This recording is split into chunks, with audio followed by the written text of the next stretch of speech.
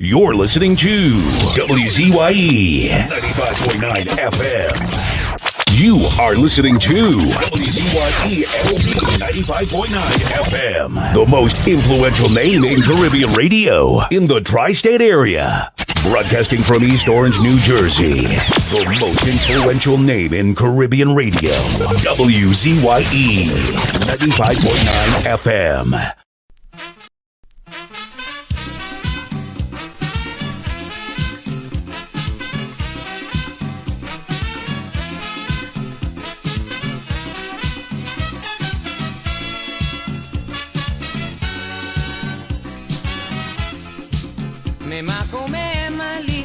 Always harassing me to go into politics by joining a big party. But I told her no sorry, I never went QRC, and I don't like it, so politics is not for me. I don't know how to lie, and I can't mama guy. I can't make big time speech and then contradict what I preach. I don't like corruption or to cause frustration. I can't live by exploiting the smaller man. I am not a socialist. I am not a communist. I don't own a big business. I am no capitalist. I have too much dignity. Indulging hysterics. That is why I'm afraid. Afraid. Tell them I'm afraid. I'm really afraid. Politics. Oh yeah. Tell me what I'm afraid of.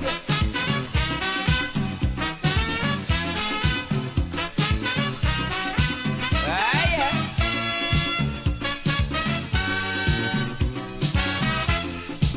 Makome, I cannot admit that life is too hard to take.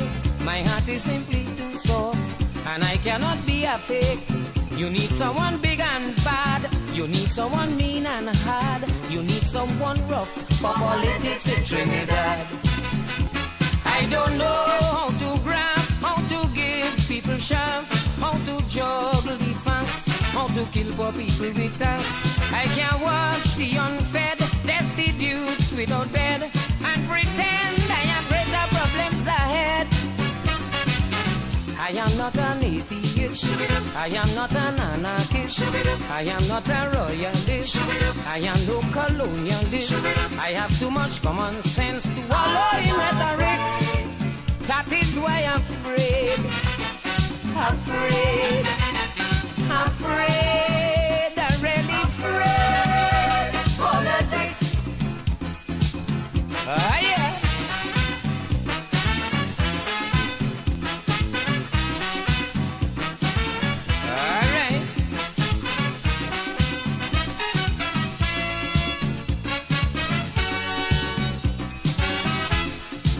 I cannot stand up and quote everything that Karl Marx wrote, or make empty promises to capture the common vote. I cannot breed violence and view it with indifference to cool the masses and insult their intelligence. I don't know how to wheel or go back on a deal. I don't know how to shape senseless bureaucratic red tape. I cannot agitate. I cannot dominate. I'm too straight to dictate camps like Watergate. I am not an extremist. I am not an egotist. I am not a pragmatist. I am not an idealist. I have too much self-respect to rank with the fanatics. That is why I'm afraid. Tell them I'm afraid. I say I'm afraid. I'm really afraid. Politics. Ah, yeah. Give it.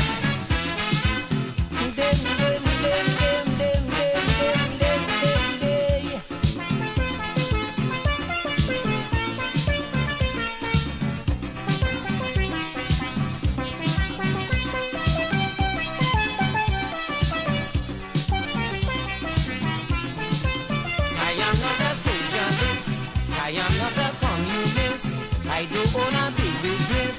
I am no capitalist. I have too much dignity to indulge in hysterics. That is why I'm afraid. afraid, afraid, really afraid. Politics.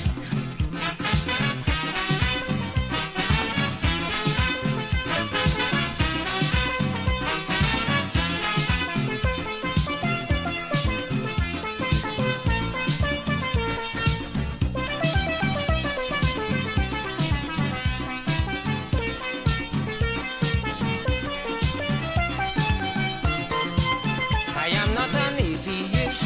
I am not an anarchist. I am not a royalist. I am no colonialist. I have too much common sense to wallow in rhetorics. That is why I'm afraid, Sparrow afraid.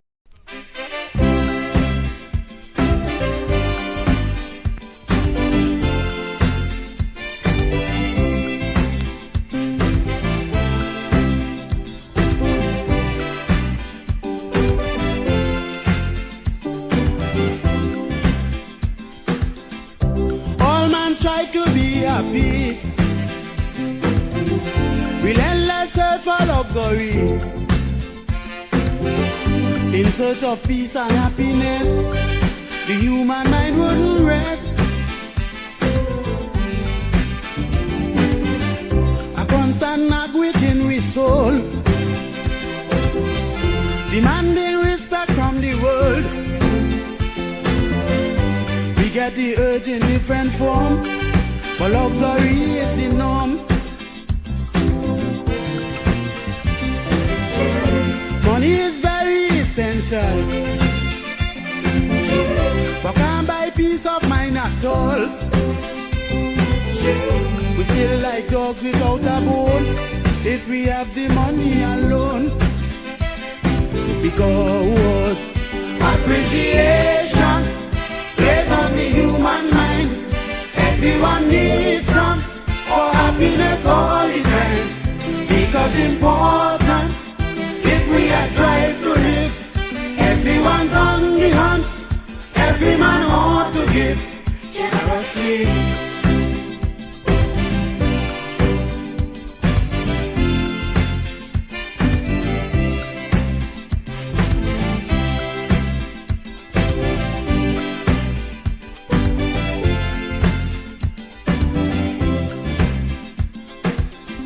The feeling has no barrier.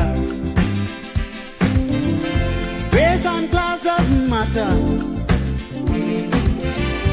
Once you are alive, you in the game. You do anything to get a good name. Some wealthy men turn to suicide. Can't find food to feed their pride.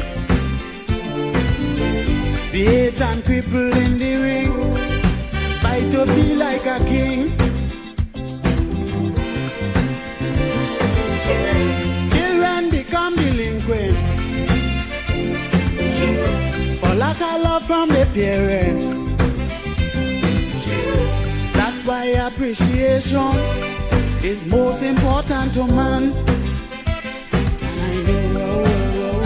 Appreciation plays on the human mind. Everyone needs some for happiness all the time. Because important, if we are drive to live, everyone's on the hunt. Every man ought to give generously.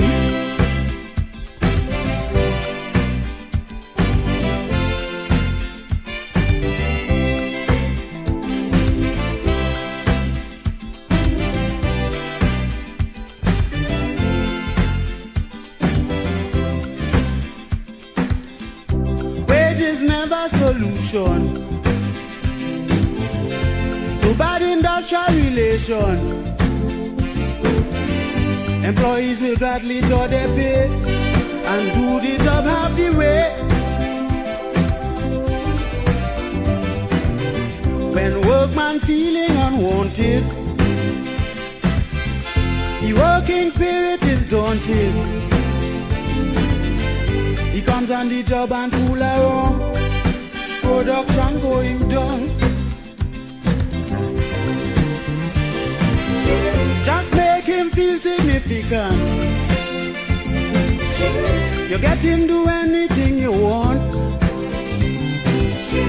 A pat on the back is the best move for relations to improve. Because appreciation based on the human mind. Everyone needs some for happiness all the time. Because important if we are drive to live. Everyone's on the hunt. Every man ought to give generously.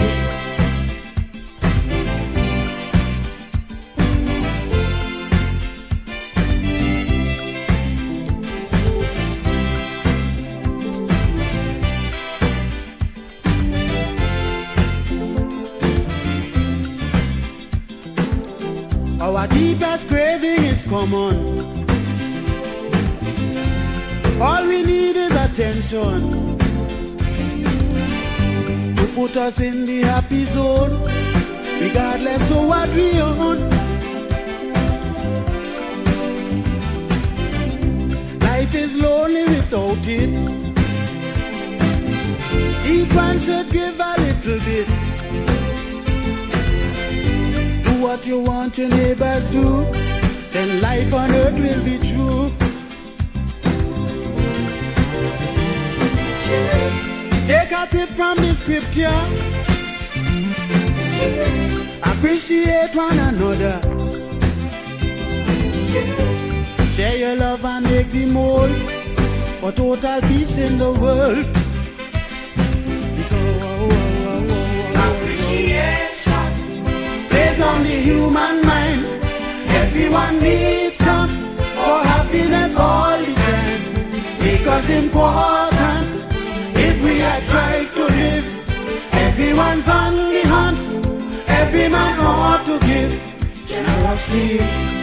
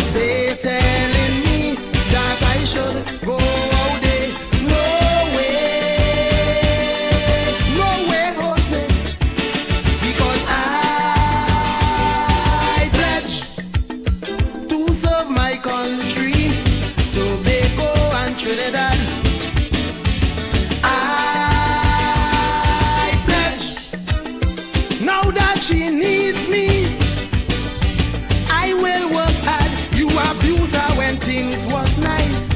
Now you're crying blood. Things hard in Trinidad. Now you have to sacrifice out your flying gun. Things bad, bad, bad in Trinidad. You want piece of the apple, you get it sweet. You don't want no more truly mango to eat. You still telling me that I should go out there. No way, Jose, because I pledge to serve my country, Tobago and Trinidad. I pledge, now that she needs me, I will work hard. I pledge to serve my country, to give her a brand new start. I pledge my love for the auntie with all my heart. Bamba dim be bem bem be do bem. Bem bem be dim bam boom bam bem. Bamba dim be dim bem ba do bem. Bem bem be dim bam boom bam bem. The auntie will rise again. Yes, we will rise again. The auntie will rise again. I honestly believe the auntie will rise again. Yes, we will rise again. The auntie will rise again and again and again and again. Say you can't find work to do, so you're grieving, Lord. Things hard in Trinidad. She has nothing to offer you, so you're leaving God. Things bad, bad, bad in Trinidad. But before you leave, brother, make up your mind to work like a mule. Sister, 2 jobs one time. Yes, you're still telling me that I should go out there. No way, Jose, because I pledge, yes, I pledge to serve my country, Tobago and Trinidad. I pledge, now that she needs me, I will work hard. Now let's get down to serious work. Stop your crying, Lord. Things hard in Trinidad, and bring back the ship afloat. No denying God. Things bad, bad, bad in Trinidad. If I work with you, brother, you work with me. Together we could rebuild sweet T&T in a gesture of love. Let us all join our hands and sing. Oh yeah, oh yeah. I pledge to serve my country, Tobago and Trinidad. I pledge.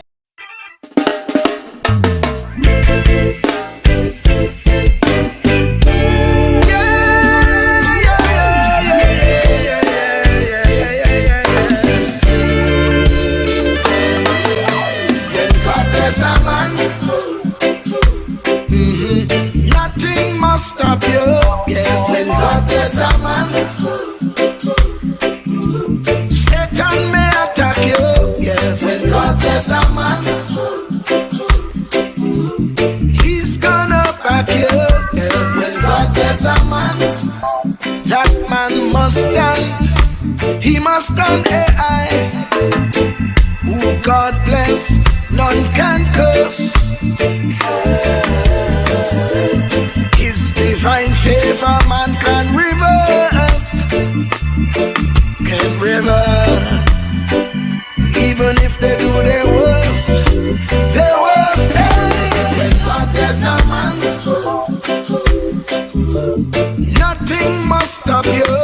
yes. When God bless a man, Satan may attack you, yes. When God bless a man, he's gonna back you, yes. When God bless a man, that man must stand. He must stand, I say. If you answer his call, he will lift you up. If you fall, hey, hey, hey. If you fall, just give him your all, hey. When God bless a man, shimmy the body, nothing must stop you, my friend. When God bless a man, Satan may attack you, yes. When God bless a man, he's gonna back you, yes. When God bless a man, that man must stand. He must stand, I say, yes.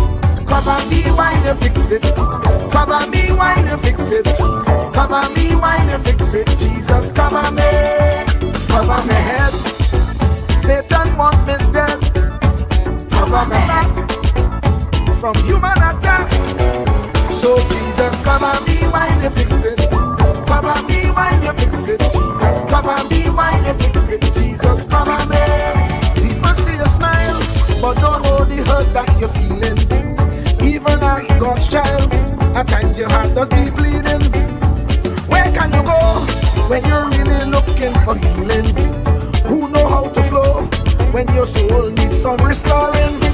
So No, Jesus, cover me while you fix it. Cover me while you fix it. Cover me while you fix it. Jesus, cover me. Cover me while you fix it. Cover me while you fix it. Cover me while you fix it. Jesus, cover me. Cover me home from evils unknown. Cover my feet so I'll never retreat. Oh Lord, cover me while you fix it. Cover me while you fix it. Cover me while you fix it. Jesus, cover me.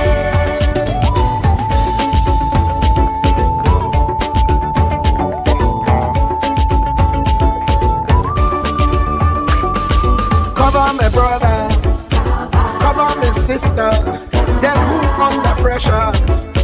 Cover the preacher, every church worker, the young believer. Cover the worship leader and intercessor, every gospel minister. Cover. Jesus alone is the one who has the real answer. The one on the throne is the true and loving Father. He will hold your hand and keep you from going under. He will make you stand and let you know he's a fixer. Cover me while you fix it. Cover me while you fix it. Jesus, cover me while you fix it. Jesus, cover me. Cover me while you fix it. Cover me while you fix it. Cover me while you fix it. Jesus, cover me. Cover me mind. You know the struggle sometimes. Cover me mouth, that the wrong thing wouldn't come out. Oh Lord, cover me while you fix it. Cover me while you fix it. Cover me while you fix it. Jesus, cover me. Cover the Christian in the midst of aggression with the power of your right hand. Jesus, cover them helpless children. Jesus, defend them. Send help from heaven. Jesus, cover all them radio stations that blessing the nation. Grant divine protection. Jesus, cover me.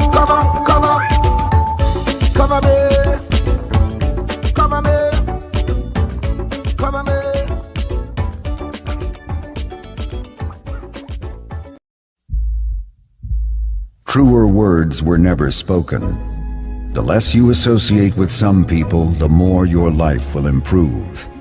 Anytime you tolerate mediocrity in others, it increases your mediocrity. An important attribute in successful people is their impatience with negative thinking and negative acting people. As you grow, your associates will change. Some of your friends will not want you to go on. They will want you to stay where they are. Friends that don't help you climb will want you to crawl. Your friends will stretch your vision or choke your dream. Those that don't increase you will eventually decrease you. Consider this. Never receive counsel from unproductive people. Never discuss your problems with someone incapable of contributing to the solution, because those who never succeed themselves are always first to tell you how. Not everyone has a right to speak into your life. You are certain to get the worst of the bargain when you exchange ideas with the wrong person. Don't follow anyone who's not going anywhere. With some people you spend an evening. With others, you invest it. Be careful where you stop to inquire for directions along the road of life. Wise is the person who fortifies his life with the right friendships. If you run with wolves, you will learn how to howl. But if you associate with eagles, you will learn how to soar to great heights. A mirror reflects a man's face, but what he is really like is shown by the kind of friends he chooses. The simple but true fact of life is that you become like those with whom you closely associate, for the good and the bad. Note, be not mistaken. This is applicable to family as well as friends. Yes, do love, appreciate, and be thankful for your family, for they will always be your family, no matter what. Just know that they are human first, and though they are family to you,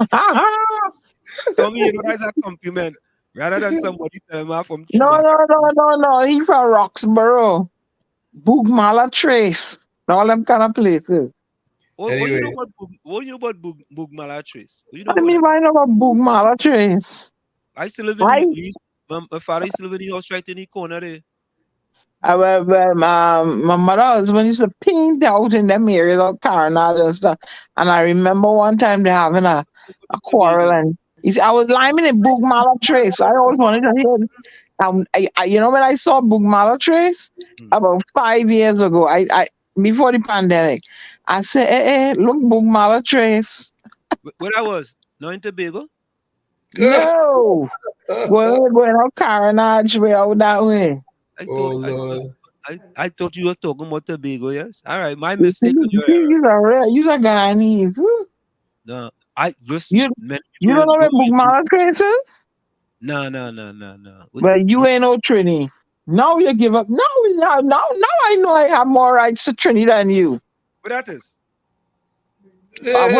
Well, just tell him, Tommy. Well, guess what? He's showing his hand today that he doesn't know where he's from. Yeah, you ain't know where you No, from. I Tommy, you know where Boog Malatrace is? Tell him, Tommy. It's in the West. No, I don't know where that is. Anyway, let me tell them. If you all don't understand something, let me repeat it for you all. Right? Look at My him. borders from Chumaka Clavantel was down to Passy Street. Parsley Make a Street. right on the old St. Joseph Road. Okay. Then make a next right by the Chinese shop and come back up the road to Chumaka Road and then back up to the planning. Okay. Well, that's understood. Unless I was going to Diego Martin Junior Sec or to Barataria Junior Sec. Well, that kept you safe. That's why you're here today. So it's all good.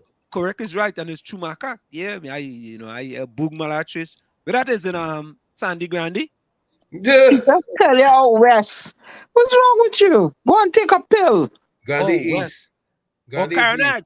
Carnage. Yeah. Now you get it. Boog Malatrace. Carnage. Okay. All right. Mm. Yeah, I heard a lot about Carnage in the history books.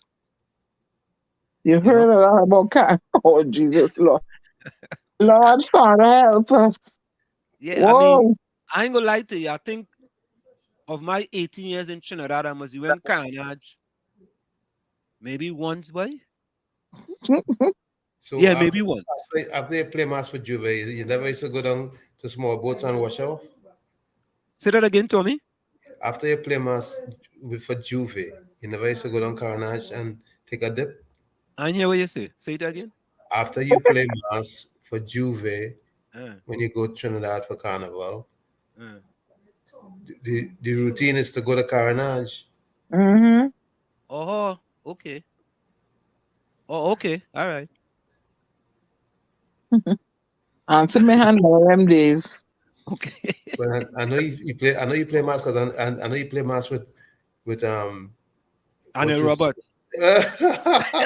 I was hiding that place. Listen, I played Juve with Anil Roberts. Oh, Lord. Both of we was in the band together. And all this year we was signed up by the little parlor there. Uh-huh. The same condition he was in when we played Juve. All right. The only thing might have changed might have been his outfit. and the time and space. Correct. And the time of the year or something like that. But the outcome was still the same. No difference. You know? Yeah, but I mean, no, Tommy, whenever I went to Trinidad and I played mass, I never really go. What they used to have a water truck. And when you finish, they used to because you know it's all kind of thing you have on your body. Right? Yeah. They used to wet you down, you get your soap and your thing and whatever kind of. They used to put oil on your skin first. You had to put oil on your skin first. Yeah, we used to go for salt water of Carnage. Right, but we put oil on your skin first because when you're putting all that mud and thing on your skin, Correct, you know? is right. Yeah, we put oil. Dan, I don't know about this. We put oil on the skin, and then they put all the mud and thing, and then we balance ourselves for Juve. And when we come back to the place, it used to be in Woodbrook. They had a water truck right there, and the water truck used to spray down your washout. You know, you go and get your Monday Mass outfit, and you go to Monday Mass. I know. I used to put oil on my hand or thing around my neck whenever Boogie Monster want to share a lick. So when she grabbed me, I slip right out of she hand. How you get from Juve to put The it Boogie oil on Monster. your skin The Boogie Monster. to the Boogie Yeah. Monster? Well, the oil, you talk about the oil. I try to remember. I put oil on my skin so I would slip away from she. So when she grabbed me, the thing she gonna put licks on me, I slip right out of she hand and I gone. Okay, all right. All right. All right. I mean, you Boogie know, Monster. we was talking about a different type of usage of the oil, you know. Yeah, I use it for that, and I would use cooking oil when I going out somewhere. I don't have any other oil. I put some on my lips, and I'd make my feet look nice and smooth. You said, Yeah, did you say cooking oil? yeah. You put a little bit on your lip. So anybody watching lips wanted to bite them and chew it one time? With or without that, with or without that oil, they did want to bite them. Yep, still do. Tell me that I didn't think about that, but that's a good because you know if you put cooking oil on something means you're going to do something, cook You it up gonna or make something. you gonna make it edible? Yeah, you're going to right. I just put the oil on my lips to make my lips look, Well, Luckily, I didn't have no intentions of doing anything, Anselm. You're twisting the whole story now. See, there you go with your warped mind. no. Tommy, I have to take the blame because I took it Tommy in that talk about it. I direction. never talk about. Oh, then all your warped mind in the gutter. And I was just a little girl, a little teenager. I had no makeup, no money for makeup and things. So all I had was that. And sometimes if I get a ruku, I'll put a little bit on my lip. Uh-oh. What is So that? you get lipstick, you make Ruku, artificial a red lipstick. fruit that they use for cooking and things. A ruku? Yeah, you see, you don't know. See, Tommy, educate the lad now. No, we don't know about that. We don't know about Educate I'm sure you've seen it and didn't know what it was. what it look like. a red. It's a little red seed. Mm-hmm. A seed? You Yeah. use it for seasoning. Oh It's But no. you can use nutrition. it for ink it, and I was taught to use it for lipstick to put on my lips. No, them didn't grow in urban Trinidad. Them didn't grow up like in Chumaka, Clav, I'm telling you. No, I, Lavante wouldn't have oh that. God, Them didn't grow up. Anselm. Huh? Lavante wouldn't have that. Yeah, we're not You had a Lavanti. Them country. things don't grow up in Lavanti, so them things does only grow in middle class communities. Middle class, I like that one. Yeah. That ain't going no You mean Chumaka. Roku? Because they Yeah. wouldn't let things come to fruition. We don't come today. All it don't cost me. Eh? I don't see it. We the tree. They have trees up in Laventille and them areas. Of course, there are, we had 5 mango tree in we had a chena tree, we had a guava tree, we had a soursop tree, we had coconut They tree. still there. You know, that's a good question, you know. I know maybe some of them fellas must go and borrow some of them. I don't know. Huh. You know, because we had the most mango trees in I live in Snake. We live in Snake Valley. In Snake Yeah, Valley. Anselm, if I met you or anybody and they said they live in Snake Valley and they invite me to come over, you know me going there. Why not? You ain't the name of the place, Snake Valley? No, I know big thing. I mean, not me. the reason No, why we no. Snake Yeah, Valley, the almost snake can have the whole of that valley. I ain't going there. every morning you wake up, you just see a snake there in the street. Oh Lord, I ain't going there. Yeah, but that was no big deal to me. That was no big deal. I wouldn't go in there, not me. That was normal. One thing I'm petrified of in this life is snake, eh? Yeah. Yeah. So of course, first in the village was the person who always comes first, Nadia. Good Nadia evening. was first in the village. Good So evening, folks, Nadia. we asking the question tonight. Let me let me see if I could put this thing kind of sideways here. If I could put this thing sideways, let me see. Okay, now I can't put it sideways. But we asking the question tonight: who are more patriotic to Trinidad and Tobago? Is it the UNC supporters and MPs, or the PNM supporters and MPs? Who are more patriotic to Trinidad and Tobago? That is the question we asking tonight. And that is the question we have up in the background on the screen. Right? That is what we asking tonight. That is the big question. The big question. I'm wondering if that question is the maths on that Matson. So yeah, and a friend of mine, a big friend of mine in TNT looking on at Wall Street graduates trying to be relevant. I don't know what the hell that guy to be saying. I have a very, very, very, very prestigious person in Trinidad, right? Mm-hmm. And let me, so the question was, who are more patriotic to Trinidad and Tobago? And I said, is it the UNC support? He says, you can't be serious. This now become black versus Indian again. How very helpful.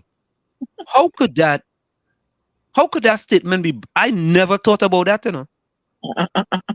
How could all you help me now? How could that be black versus anyway? Let me finish the chat. I want you all to help me with that, because that is a very learned, I make up that word, a very learned person. Oh, I have no response to that. But The very I'll do person, it later. very, very significant in Trinidad. So yes, Nadia said good night to Tommy. Good night, Nad. Yeah. Good night, Diana Benskin. Nighty night. Yeah. Takesha, Judy, Lana, Rose, Miss Kuva, Capiza. Yeah. What I like about Nadia, she has separated the men from the males from the females. It has separated the men, and it leaves like, she have certain men that have a higher kind of a higher position, because she has put one in one.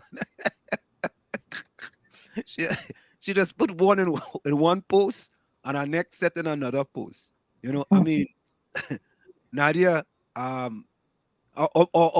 maybe the one post can't hold all of them, so she put them in two separate posts. Let me put it that way. Anyway, Nadia, you like I always say, you are a village sweetheart. So is Takesha, Miss So yes, Kuva, Takesha Lana. said good night, Anselm. Yeah. Good night, Tommy.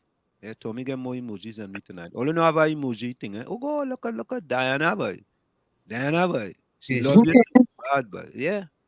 Who give me Alberto? Yeah, Kish. she have plenty. Yeah, my sister. Third in the village was what you could call he? Could you call him a village sweetheart? He's a village saga boy. What a village saga boy? Yeah. Nah. Highly don't seem like he no saga boy. Nah, I think Why? LD must still wearing bell bottom pants. Watax. What? Yeah, you wearing bell bottom pants. I feel so. But I coming back in style, Mm-hmm. right? What goes around? Comes around. Mm-hmm. Yeah, Takesha said Nadia, Lana, Rose, Carice, Marisha, Miss Kuva, Joan. I ain't see Erica John in a while, Erica, where they go?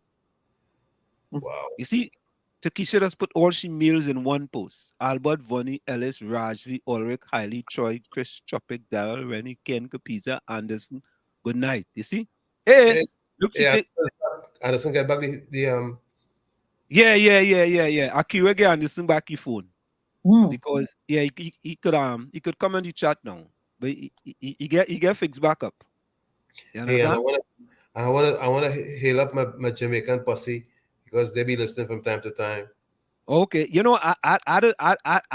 put that thing in the we go fix it, man. I only know sometimes it takes me a little time to do things, but Takesha, right? Only love in the village, no room for hate and negativity, just love. Of course, Dr. Love was fourth in the village. Yeah. Good evening, folks. Love in the house. Great love is all I bring.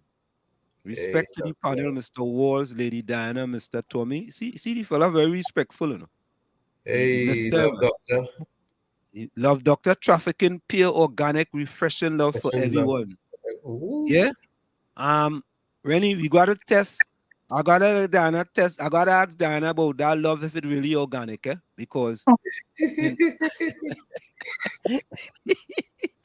America, you gotta get USDA approval, In this Storm got country, you work just to do. tap organic just so you know. It's USDA, right? Mm-hmm. Yes, Yeah, yes. yeah, yeah. You gotta get USDA approval to be organic. Yes, you Dr. get Love will reach you. yes, you get sued for false advertising. Yeah, correct is right. And you know, Charge that. you wonder when people in Trinidad say stuff is organic, if it really organic in truth. Eh? Someone was asking me that the other day. So Dr. Love says, I wonder if I could put this thing sideways. Let me try something. No, not like that. Let me try like this.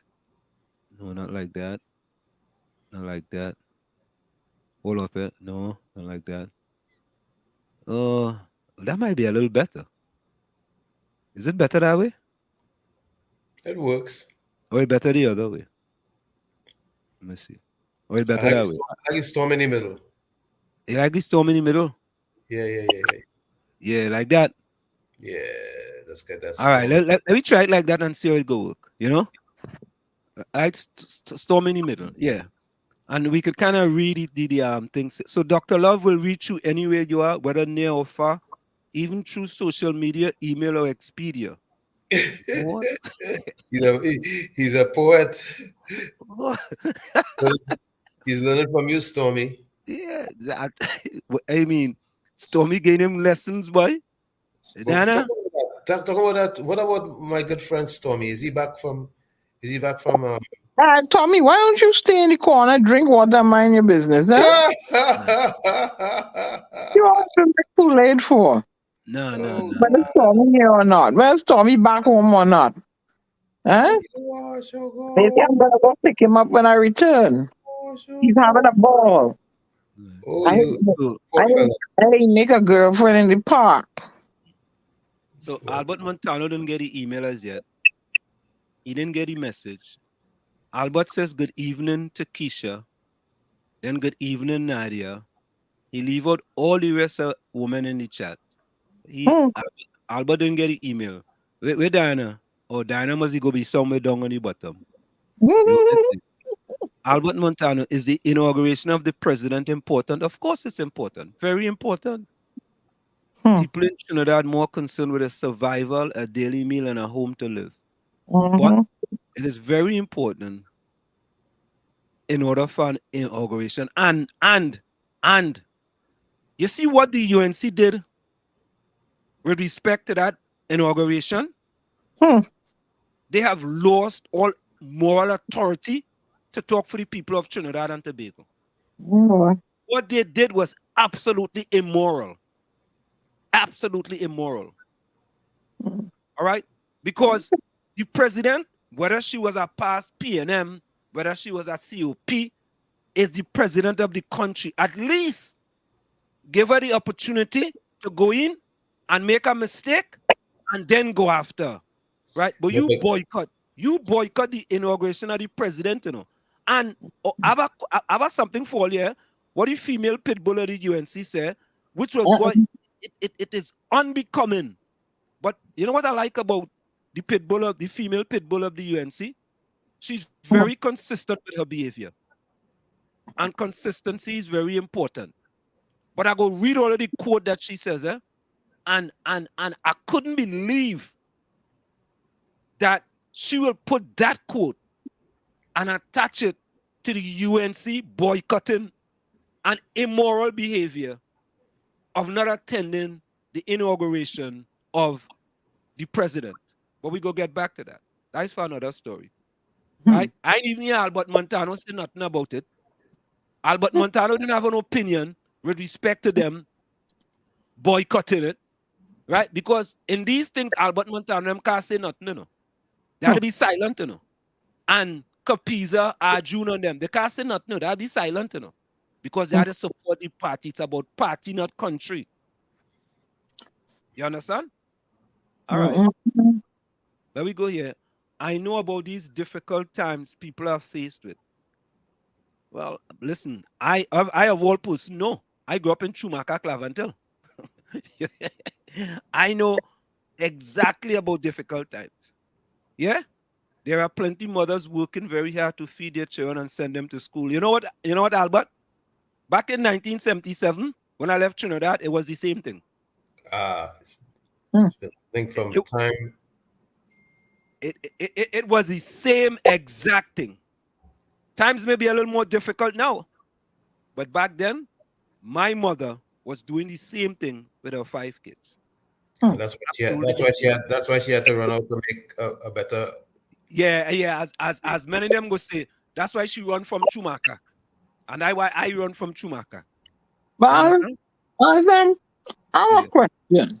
Hold on, let me finish with the chat. Hold a minute. Hold your thought. Let me just finish with the chat quick. Rajvi at WZYE. Hear anything new in the Vanderbilt Tower? Hope everything okay. You know, I read something about that in passing. What's going on? Yeah. Rajvi, bring me up to date now. I glossed over something about that. When God bless Trinidad and Tobago, only a few will be chosen. Correct is right. Right?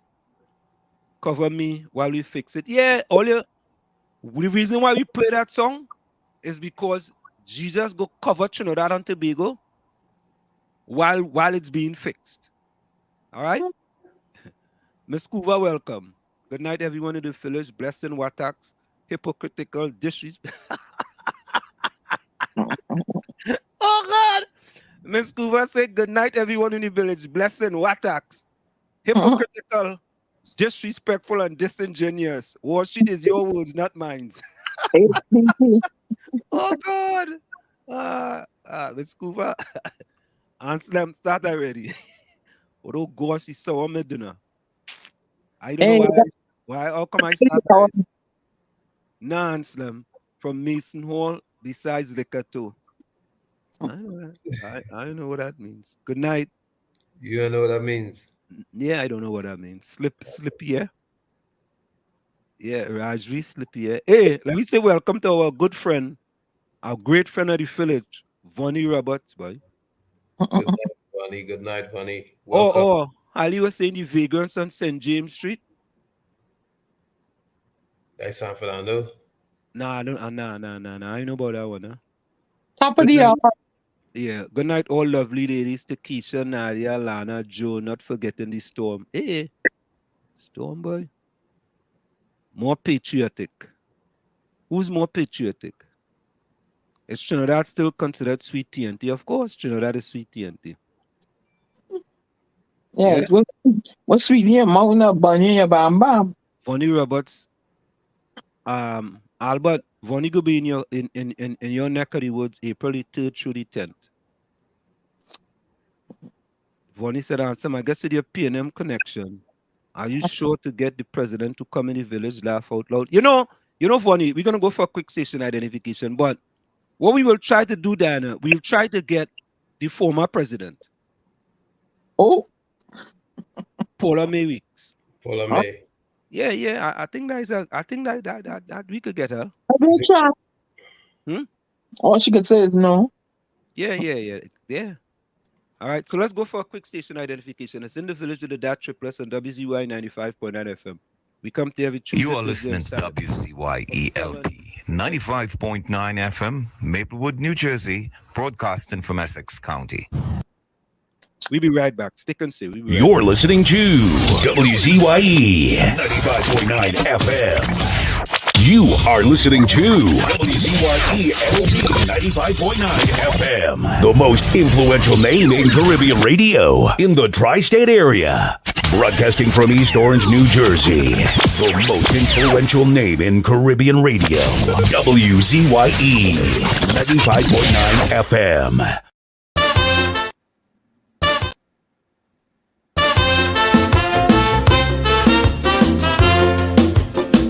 This thing called PNM, this thing called UNC, is one set of dotishness to Mama Kai, you and me. It ain't have no color, it ain't have no race, it ain't have no principles or any values in place. And it was never meant to be the answer for unity. It shares no philosophy with any consistency. For when you watch the pedigree in each and every party, The difference you see turns out to be a case of power and money. Look here, them French Creoles in Saint-Anne, Maraval and St. Clair. They don't hold no allegiance or no party here. Rich men must be supporting who they feel going to win. Loyalty, friends, means nothing. Money is their thing. That's why P&M quite on turn coat to UNC. And when Del Motley, his background showed he was with DAC. Hector Motley, the speaker, swore P&M till he dead. And when the last election over, he was UNC instead. Augustus Ramreka sing, I knew him in Tapia. Next thing I know, he was a PNM minister. John Humphrey changed from Trinity and he joined about 5 party. So he's only die-hard new and grassroots me. It's PNM and UNC. I lie.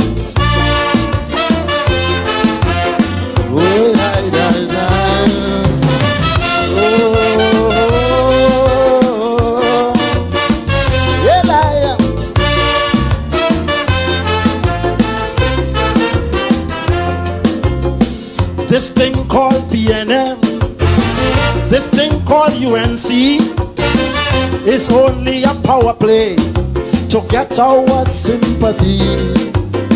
It's not about African, it's neither East Indian. It have nothing to do with anybody's religion. Kamaluddin is a Muslim, Mahavir Christian to the brim. Yet Montano the mulatto, different race, same party, you know. Johnny Milton and Rex Awan are 2 Chinese politicians. And while both of them love PNM, Brian Whiteton had a problem. Them French Creoles in Saint-Anne, Maraval and St. Clair, tell them they don't know allegiance or no party here. Right through, rich men must be supporting who they feel going to win. Loyalty, friends, means nothing. Money is their thing. The name Steve Ferguson, Israeli and East Indian, who with Ishak Galbaran sing, both parties they financing. Joey Saw and Emil Elias, a PNM Lebanese, and yet Saka of the same cast helps UNC pay their fees. Syrian businessman John Rahael, PNM make him mayor. An African wave mark as well, UNC made him minister. PNM's fundraising dinner had businessmen of all color. So it's only stupidity, you and me. It's PNM and UNC. I like.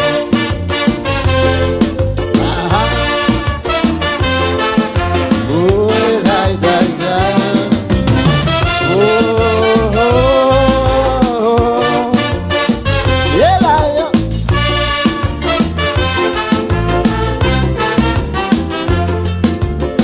This thing called PNM, this thing called UNC, it foolishly splitting we on the grounds of ethnicity. It make friends mash up fast, race hatred it unmasked. It cause ignorant people to bring out their gun and cutlass. And while poor people arguing about who good and who should win, the leaders jumping like monkey from one party to party. Just look at Arthur Sanderson, Horace Brooms is the next one. And first they could skip, they deserve a pick for hop, step and jump next Olympics. Look here, 10 French Creoles in Saint-Anne, Maraval and St. Clair.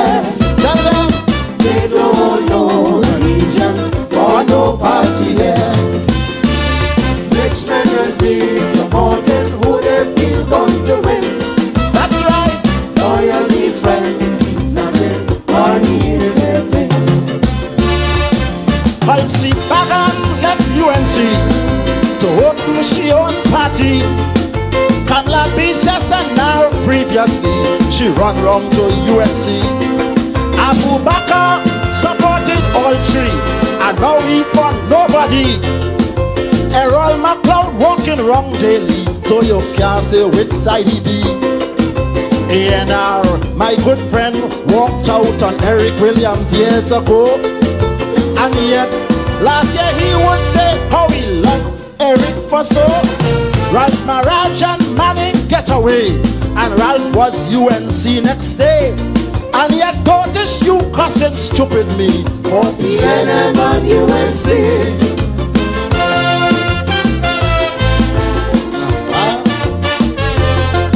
God bless. Yeah, Alice Liverpool. Shortness.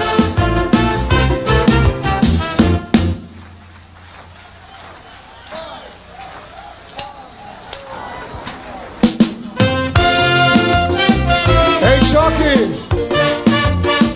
Hey, Lion.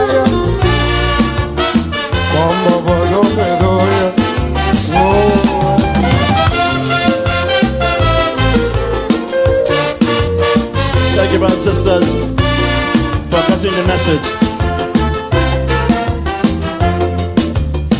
This thing called PNL, this thing called UNC, it don't mean one blessed thing to Britain, France, and Germany. It don't hold no water for Clinton and John Major. Them don't care who in power once they collect their Canada. When Clinton buy oil and sugar, no party doesn't matter. Them greenbacks that Clinton send we, Mark and Jack or UNC. That's why Deborah Mickens lately for the Tobago Assembly. I say hats off to she for thinking like me when you see it independently. Them French Creoles, Vincent and Sparabal and St. Clair, tell them they don't know allegiance or no party here. Richmond does be supported who they feel going to win. Loyalty, friends means nothing, money is nothing. Abu Bakr left PNM, open his own party. Moving as some run from A&R to now, then he run back by UNC. Morgan Job joined now recently, cause he say that he love Robbie. But while he in now bodily, he mind still up in UNC. Party in TNT, money is their ideology. That's why Brian White don't tell me he ain't taking over our poverty. Ramesh Maraj cussing Manning, but do you know he was PNM years ago? So would somebody show me the morality in PNM and UNC? Alive. God bless. No? Yep. There we have it. Chalky delivering Yeah, sorry, we come to you. We're back at you. It's in the village with the DAT Triplets on WZYE 95.9 FM. We come to you every Tuesday, Thursday, and Saturday from 7 to 10 p.m. And you know why I actually look for that? Because the immoral behavior of the United National Congress and with their political leader continue to show day in, day out that it's about party, not country. I went and I looked for that calypso. But I'm glad you played that calypso. You know why? Yeah. Because someone commented that you are inciting a Indian against African. Correct. So yeah, you're talking about what I read, right? Or in the chat. What you read in the chat earlier. Right. So what it is, I know I read that from my learned person sent me that. And I never ever thought about when I put up that post with respect to PNM and UNC, I have to be honest. I never thought about Indian and blacks. You see, what happens is that there are some shallow minds. That's as far as they can go. When they see that, that's the only thing that comes to mind. They don't think, well, these parties are just playing the population. Like but Tommy, this is a well, I'm making it up, well learned fella. And when he sent me that, I couldn't believe it. I mean, this is what I would comment about the well learned, but I'll save that. So this is what he said. One has to be blind, deaf, or dumb, or all three. UNC is viewed as an Indian party, PNM a black party. Therefore, it translates simply and easily. Everyone will get that message. And guess what? A station with black TNT nationals in New York is what? A neutral entity. Wall Street didn't teach you anything about perceptual issues. I responded to him. Again, my post had nothing to do with perceptual issues. And no, Wall Street did not teach me anything about perceptual issues. Do you have a problem with that? Maybe one of us have to be blind, deaf, or dumb, or all three. Which one are you? I had to ask him because I never, it's funny how learned people, I'm making up that learned people in Trinidad think. So because I put a post up and the post asks question of the day, who are more patriotic? Is it PNM supporters and MP or UNC supporters and MP? You are telling me that you went into my brain, right? And I felt it was Indian against black. I mean, really, boy? Tommy and Diana, I'm missing something. You all tell me I'm way out in some planet somewhere where I'm missing a few marbles. Well, Trinidad is not a real place, let's say. So if you're way out there, you're not alone. But no, it's a real place. It's a real place. I have a question, right? Mm-hmm. And it just dawned on me as I was doing my writing and reading or following the chat in the group, and my question is, what are the resources that Trinidad and Tobago have? What industry does Trinidad and Tobago have? Natural gas. Produces Natural gas and oil. They produce that. That's it, right? Yeah, that's okay. Natural resources, yeah. Well, we know about the pitch lake. We know we have the asphalt, which is right. Okay. We have cocoa. We have one of the best cocoas in the world. Okay. Mm-hmm. Yeah. All right. So here we go. What are we teaching the children in school to do? Diana, I'm glad you raised that point, right? What is the curriculum issued by the Ministry of Education? What does that curriculum entail? Tommy, you could help me, or anybody in the chat could help me. What does the curriculum entail? You study your head off and go and write an exam, right? All these subjects, they get 1s, 2s, and 3s, right? All these, right? Okay. In between there, now if it is done, I stand corrected. Well, you could correct me. I never vouch for anything unless it's me that originated it. In between there, are they teaching the school children to come out and go and find work in the industries that Trinidad and Tobago have? Or are they teaching them to write an exam to hopefully find a work?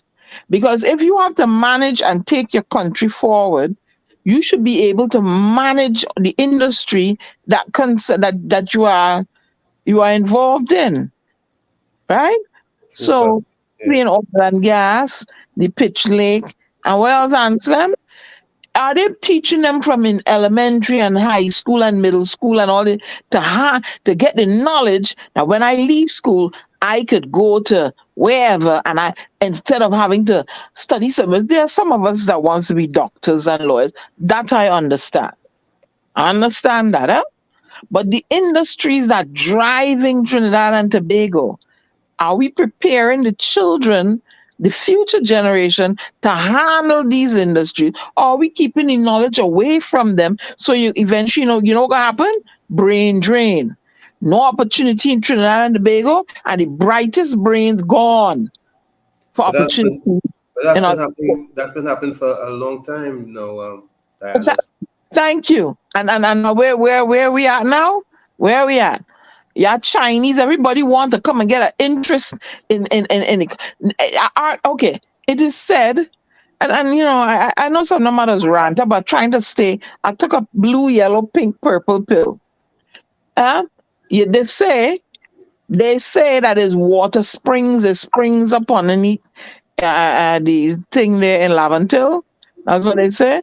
Is any what are we teaching the children to do? What are we how, because these stalwarts that are in these positions, they are going to have to move on, because if they put the age limit to whatever, they have to leave the place by osmosis, I call it. Where's the young brains to come now behind and carry on, that are equipped and trained to handle the economy? What are we teaching the children in school? To write an exam to hopefully get a work?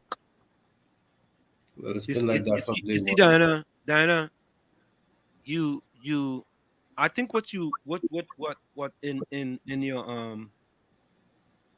in your statement just now, what you fail to understand. No, let me don't say that. What you are missing is that I just Googled something, right? Is there a Mhm. brain drain in Nigeria? The brain drain of the healthcare professional in Nigeria. The buck stop is the government. Nigeria healthcare sector faces an exodus of skilled workers, right? This person made a recommendation to address the push and pull factors leading to national healthcare professionals to migrate abroad. A brain drain happens in almost many countries across the world, right? Fine. So there is not enough employment in Mm-hmm. those countries for all those individuals. For example, look at most of the nurses in the hospitals in New York City. Most of the nurses are from the Caribbean. Mm-hmm. Most, right? So what happens is that it's simply not enough jobs in order for these people. Yeah, they're going to school, but when they graduate, it's simply not enough jobs for them, and they have to migrate. Nigeria is a perfect example. You know how much Nigerian lawyers we have in this country? Yeah, and bankers and they're very So, brilliant people, and been And, it was and not doctors. yeah, and and doctors. doctors. It is not something that's just happening in Trinidad alone. I'm Trinidad not. alone. Yeah. I'm not. There you go. I am not crying down Trinidad and Tobago. All I am asking is, if we have these industries, are we preparing the young people to come out and take the helm and be innovative and take us forward, instead of we only depending on Stuart Young and whoever and one man? Let me, Well, let me, are we preparing young people to form think tanks, no matter what party you support, because it's for the benefit of the country? The country. Are we encouraging them to form think tanks and spew ideas that will take the country forward? Or are we going to go down this road as a UNC, you as a PNM, and that's it? You don't support it, that's it. So we 60 years into the future, we still going on that road, right? Nobody's stepping up and saying, you know what? Let us see. Involve young people in what is going on. Train them. You wouldn't have to go and get Chinese people to do stuff. Train the young people that when they come out, they can build the bridge from Tobago to Trinidad. Train the young people that when they come out, they have ideas. They can go and put a rail system in place and better their country, instead of training them to come out with 9 passes, ones and twos and threes. And what you doing? They're still gonna look to migrate and go, because there's no opportunity there. That's all I'm saying. You'll come for me. The opportunity is in KFC. That's it. That's it. Nobody's training them to spearhead these industries. well, That well, but that Diana, that's an, I know a great friend of mine who used to work in, I think it's either Petrochin or Texaco. And what they used to have is an apprentice program, That's right. right? And these apprentice programs were programs that they will actually graduate into working for the oil companies in Trinidad and Tobago. Yep, You I remember understand? that from Mexico days. Yeah, I don't remember if they still have it, but I know that for a fact because one of my good friends, right? Okay. That's how he graduated to work for Texaco and Petrotrin and so on, because there was an apprentice program and it became a program where it was Anybody so.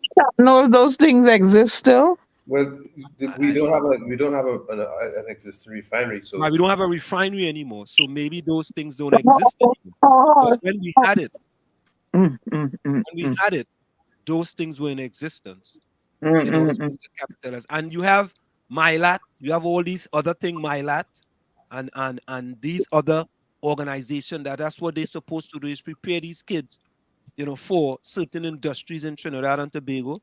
Okay. That's then And, had UTT open, yeah, and not of in order course. I heard you. who I heard you. get Well, who look at couldn't this go to situation. now able to Look, go to UTT. look at this situation at Swim Call. Swim Call. Yeah, according to our good friend, people who claim that they have this degree and this and who who is training who to come on and manage that place properly, nobody. manage it properly, because that's a critical thing there. Because remember, Honorable Prime Minister Mia Motley pleaded with them. The EPA, they want to bring down the thing by 2% or 2 more percent points. Help me for, to save the ozone, right? Who, or to repair the ozone? Who is preparing to come out and and handle the waste matter in Trinidad? Because you're gonna go on this way for 60 more years. You're gonna continue this way. You know, but Nobody ain't thinking, we got to take the who is allowing the young people to come in and and train them, and hey, you got to do the you got, because there's some of us ain't cut out for them. Me, I ain't cut out for too much hard work. I had much hard work in my young life, so I went to school, get my education, and find easy work that caused me to think and analyze, because that's let, the kind of brain I have. But you see, physical work, me and them with that. let me That ain't tell for you. that matter. Let me tell Okay? you. Let me tell you something. I did brain work that was harder than physical work. Thank you. Then, so I ain't able with hard labor. I learned that early o'clock. If I'm to take care of myself, I have to go to get an education that I can find easy work. Not easy work, but work that don't call for me to be shoveling, digging, and walking and standing. Okay. There's some of we But cut out here, for things, and some of we ain't cut out for things. So Yeah, who's go ahead? but the point you're making about the waste management, that is very, very critical, because one of the most important, two of the most important components in society as identified by the Chinese is waste management and educators. Hmm.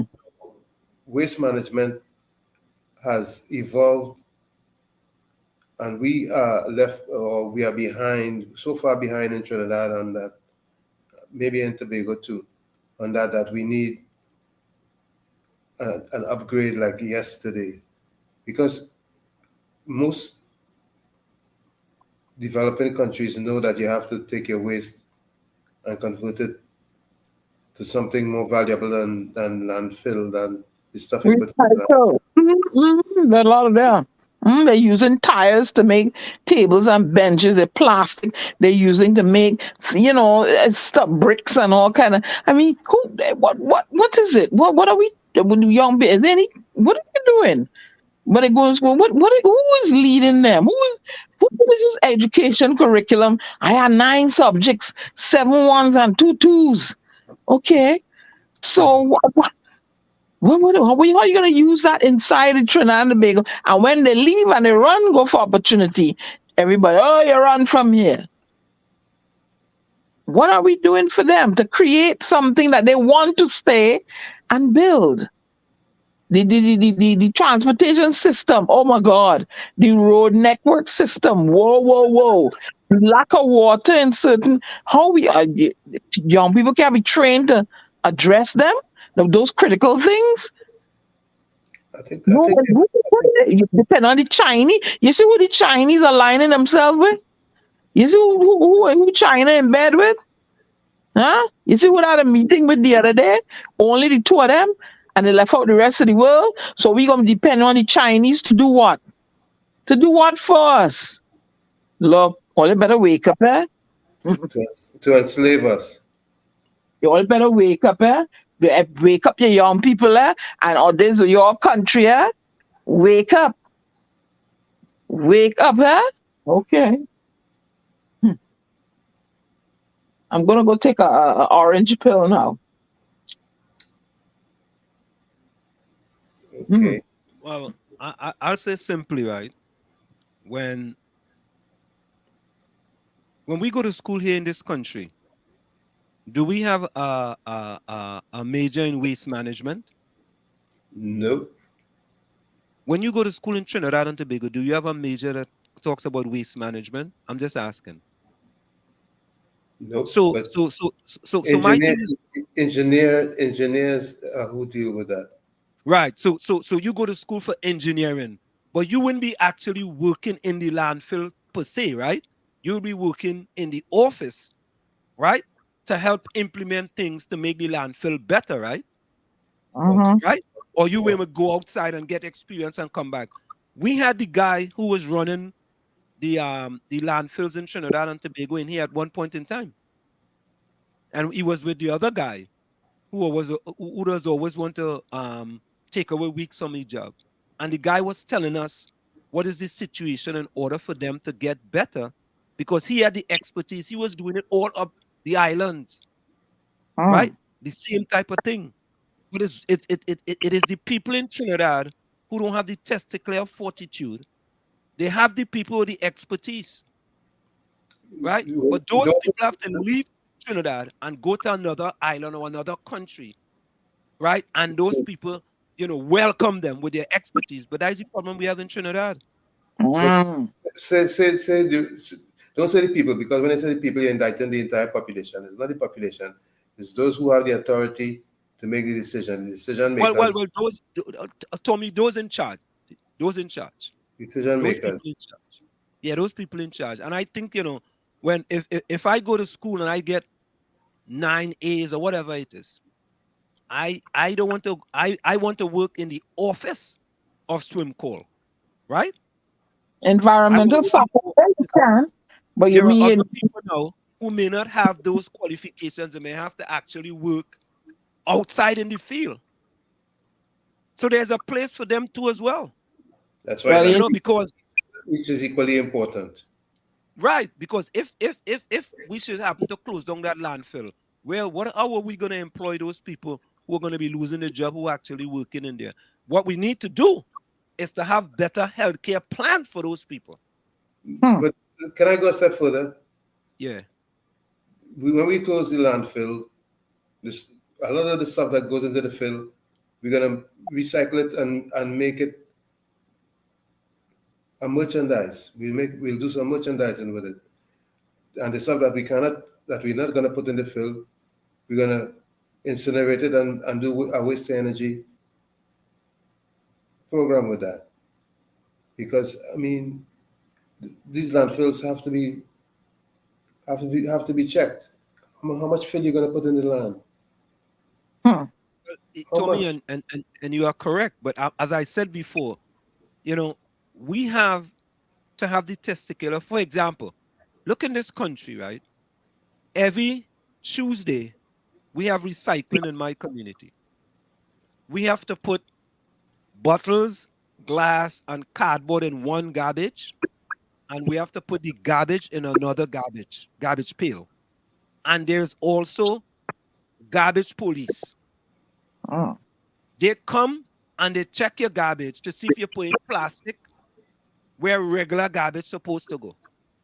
And if you do that, you're getting a ticket. In Trinidad and Tobago, maybe if you try to implement that, you know what they will say, right? Oh, poor people, It's You poor wicked. people. All they're trying to impose more taxes on poor people. That could be the part of the narrative. Right? No, you can incentivize it. That's what you pick more incentivize it, and maybe it will be In what met way? with. In what way? I paying you to recycle. Well, Yeah. I paying you for longevity in your own place, in your own country. So they should pay us here to incentivize for recycling. Bring some of the products and distribute after they have been recycled and distribute them within the community. Things that they can use, garbage pails. we get free recycled bins from the city. That I have no problem with that. In that, yeah, we do get, they go out, they give you, they can do that. Absolutely. I don't have a problem with that. That's excellent. But when I give you that, and large amounts of recycle, and you don't recycle, I give you a ticket, what will happen? What do people go say? But too, in the United States, there are people whose business is recycling. All they do is pick up scrap and get paid. It have people that go to all the running fields around here with football fields and can pick up all the plastic bottles. Mm-hmm. All the plastic bottles because they have tons and tons of plastic bottles, and they go on they get 5 cents for each one. That's the point I'm making in Trinidad. They can incentivize it also. And but don't they have that? Don't they have incentivized food? Yeah, I think they do. Remember when you pick up beer bottles, you used to get 5 or 10 cents for a beer bottle. I used to pick up bottles in the over. Yes, you can still do that. But I'm saying that. So that's been in place for a long time. I'm saying plastic and metal and paper products could be recycled also. And let me ask you something further here. We hear the problems in getting foreign exchange and stuff, right? And we see the prices of food inside Massey and it's called the master stores, right? Why is it we have the land there, we have the land space, right? To grow whatever, right? Some things are not indigenous to Trinidad and Tobago. They may thrive in different soils, but I guess with the agricultural science knowledge, you can make the soil produce, what you want. Why is it that there aren't more food manufacturing plants in Trinidad and Tobago utilizing locally grown food, cutting your dependency on imported food goods, therefore cutting your expenditure there? Why isn't it that? Why? And we see that food, they realize that food is shortage in different places, right? We had a shortage during the pandemic and okay, I don't want to misspeak, but there's a food concern. No, let me say shortage. There's a food concern worldwide. Nobody ain't jumping on the bandwagon and getting those children that have a propensity toward agriculture and training them, and you're setting up plants to do the what you call it, grow the pineapple, the guavas, the yam, make the flour. No, why we have to be importing things still? Why we still using dole and all of that? No, agri-science is definitely no stranger to some of our curriculums. Yeah, science at junior science. But why we importing dole? When I go to the master stores, I see a whole lot of people imported stuff that can be done in Trinidad and Tobago. I see Idaho potatoes. What do we do with Idaho potatoes? Why we can't grow your potatoes there? There are so many issues that pop up from time to time in Trinidad with agriculture. I mean, we can sit here and just pontificate as to what should happen and what shouldn't happen. Why you can't? Those are like bacon. Why you can't make your own bacon there? Why isn't there a plant making the bacon there? Why isn't there a plant making the sausage there? Somebody correct me if there is correct me if I'm wrong, Why is all that? Why are we importing all them things? That may be an opportunity for you to invest in, and I don't want to make and stress, huh? I'll just give it the idea. Why? You like cereal? Why we don't have a cereal manufacturing plant there? We can grow the corn there. Huh? Why we have to go to Ukraine for the what do you call it? What do you call it? The robbery, the maize they call it. Anselm, correct me if I'm wrong. Why we gotta go there for that? Why we can't grow our own thing in Trinidad and Tobago? Why? for the grain, right? Everything could happen here, but it has to But be. you have, like Anselm to say, you have square pegs and wrong holes in those positions. That's what's going on there. Square.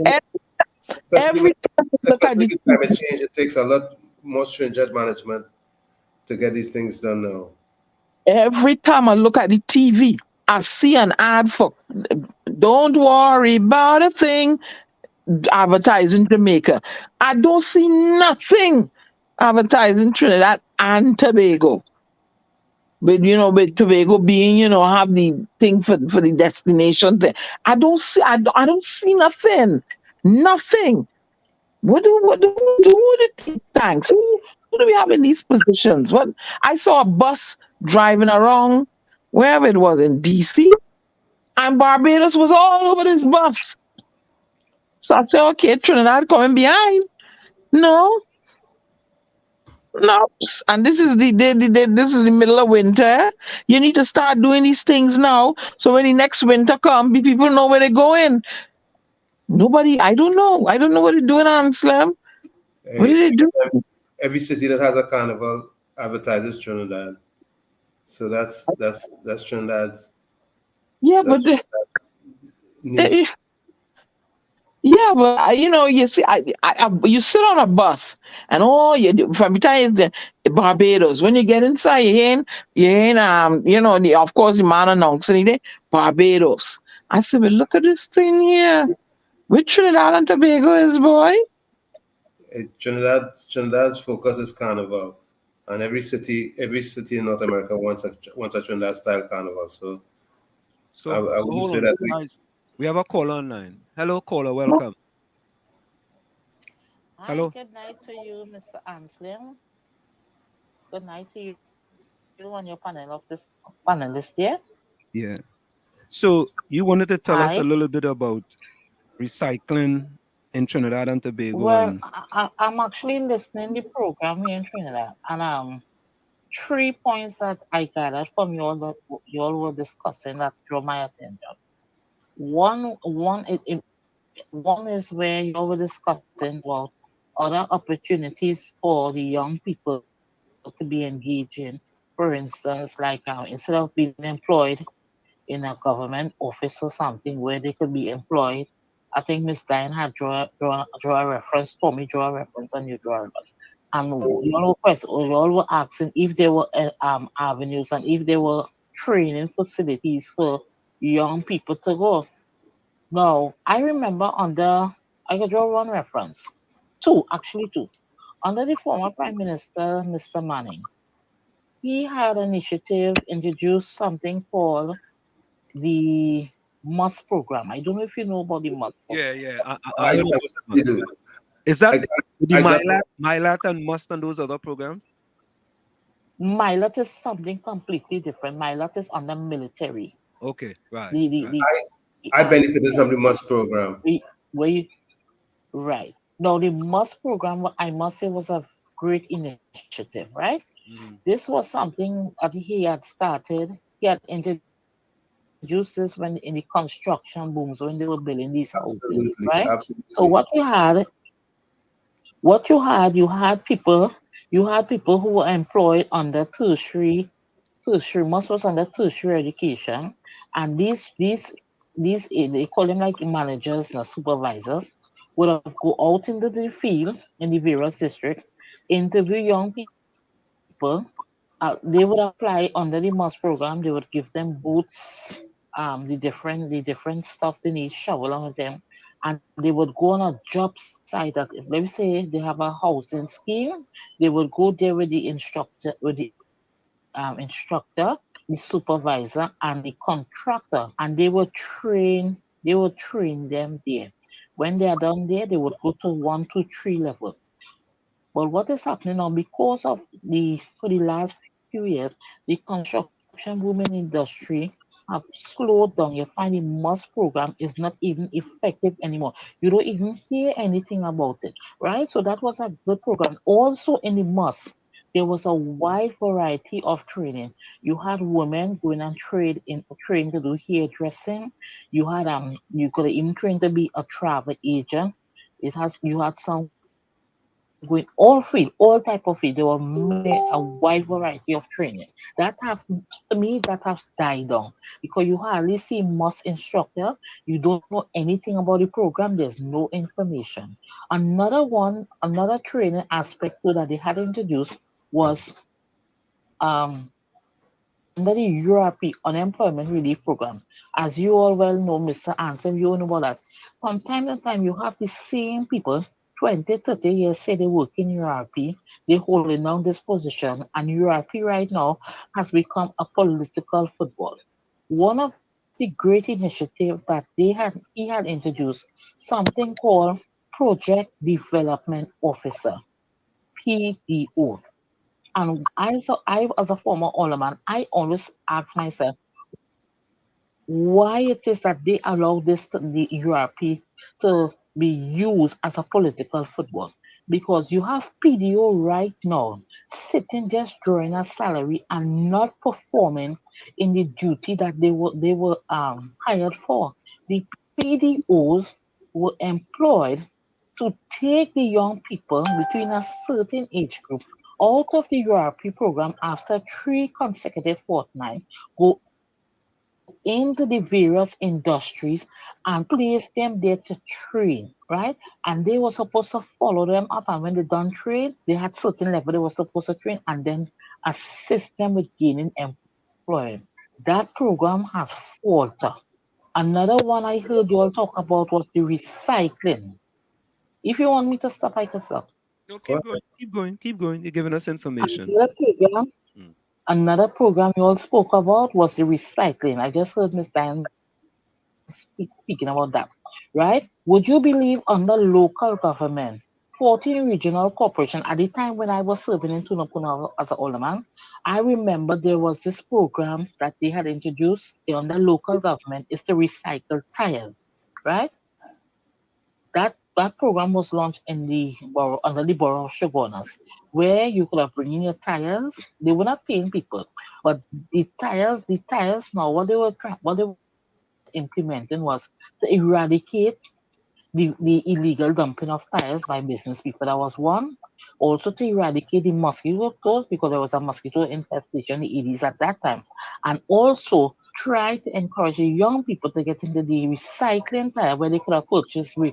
They could have created various things. As you know, in Africa, you see a lot, and other parts of the world, you see a lot of business and a lot of industry. You could do many things with tires, right? I do not know where and why that program has shut down. I had asked about it during my time. And to me, I think what is killing production in our country is too many politics. You have things being implemented and it is not being followed up, right? And there are many avenues where young people could have been employed in these various things, but everything somebody come in power, it just shut down. Something just started big and grand, it shut down. And that is a problem we have in this country.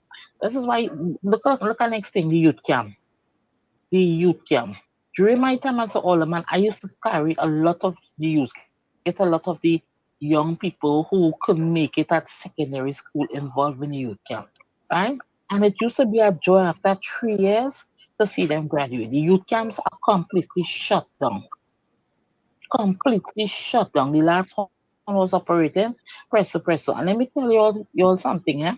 People may want to say politics, well, this one shut it down, that one shut it down. But unless you were directly involved with the young people and seeing the transformation, from when they first went there, the trophy they used to give to when they graduated, to hear how the teachers speak about them. And these, let me tell you something. You talking about young fellas who had no subject.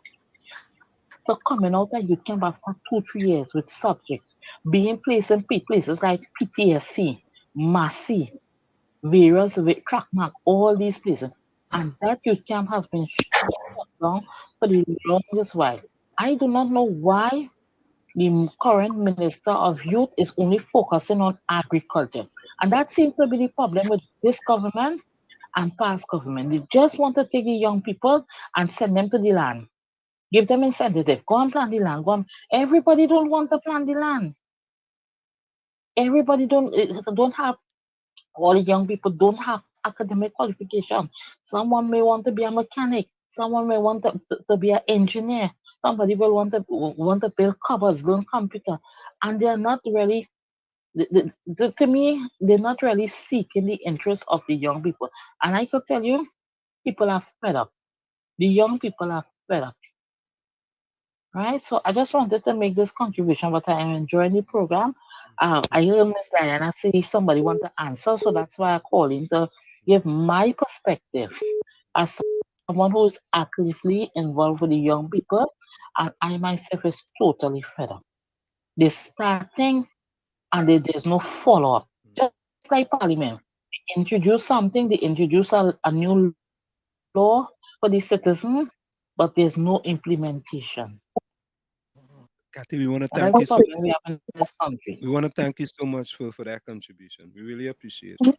But she was on point in a lot Oh, of. and pertaining to the recycling of the bottles, that is the last thing I heard you all this were discussing.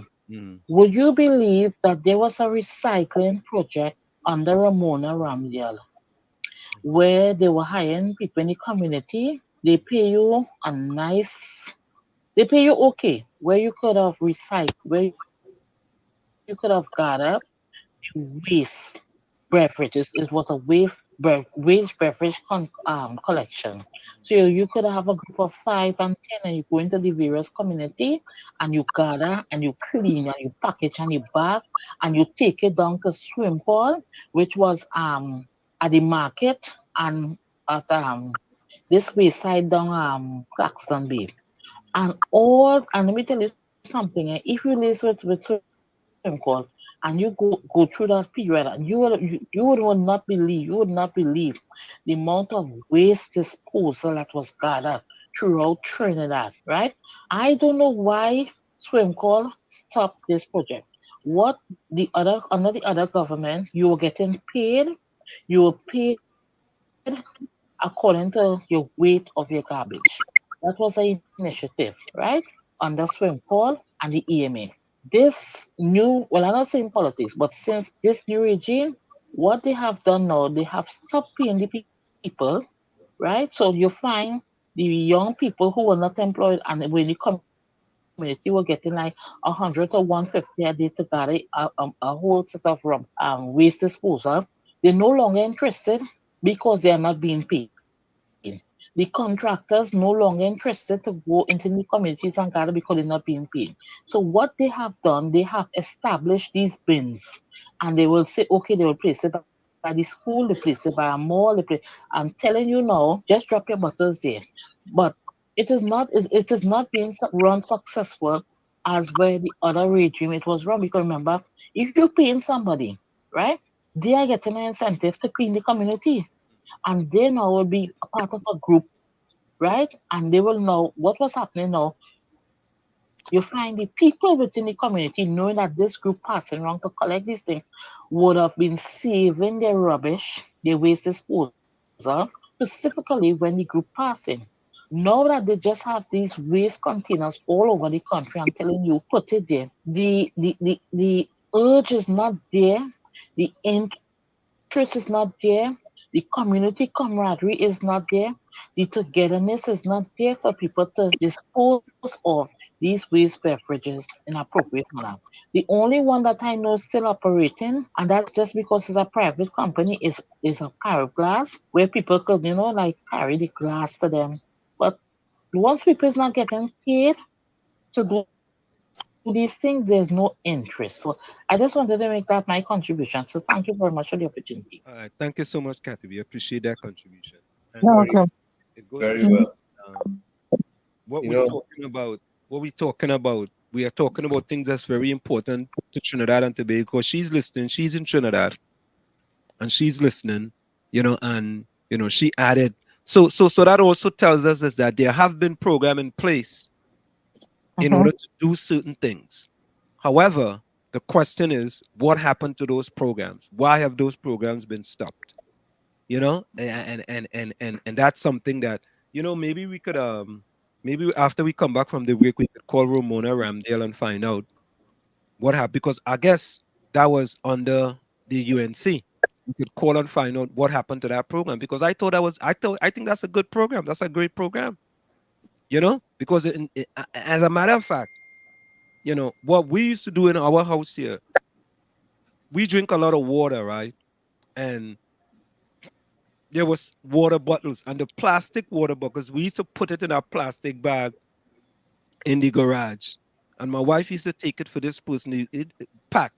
And the person used to go into New York, and they used to go and, sell the bottles, $5 each. But I don't know if they still do it or if they stop it or what, but they used to do it. You see, it's simple, eh? It's simple. We are electing people in Trinidad and Tobago who have no, let me say don't know, who don't have a lot of innovative bones in their body, right? To come up with innovative ideas to move the country forward. And I've said this over and over. When was the last time we had any innovative idea in Trinidad and Tobago? I want to say that yes, there are innovative ideas, and there are people who have ideas and who want to do things, but everything gets corrupted, or most things get corrupted, and that creates a problem eventually that shuts it down. And this is just my opinion, based on what I've observed. And you know, And you know what? There is room for advancement because Honorable Prime Minister says that they're going to he hired some guy the other day to digitalize Trinidad and Tobago, right? On that platform, don't you have creative individuals to? I'm sure we do to create an app, right? That are schooled in that sort of thing, to create an app, to start a recycling something, or to create everything, because everything is going digital. Create an app to do things. So I believe with those innovative ideas, you can turn Trinidad and Tobago around, take it forward. Go into the IT area, because that's where we're going. Everything online. Now you could program a computer to bake a cheesecake for you, some machine, and it will draw out the thing, and you put the ingredients in, and then come on a slice of cheesecake waiting for you. So I'm just saying, nobody's utilizing this app a creative thing to create things, and even if you launch it within your own community and see how it works, and then and go present it on a large scale. But think about country, how to take the country forward, because I'm telling you, they need better transportation. The road network need fixing. You got to invest in something.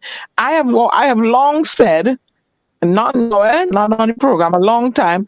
You need to make that Port of Spain, that a certain block area, Frederick Street, Charlotte Street, those main shopping street that people traverse by foot.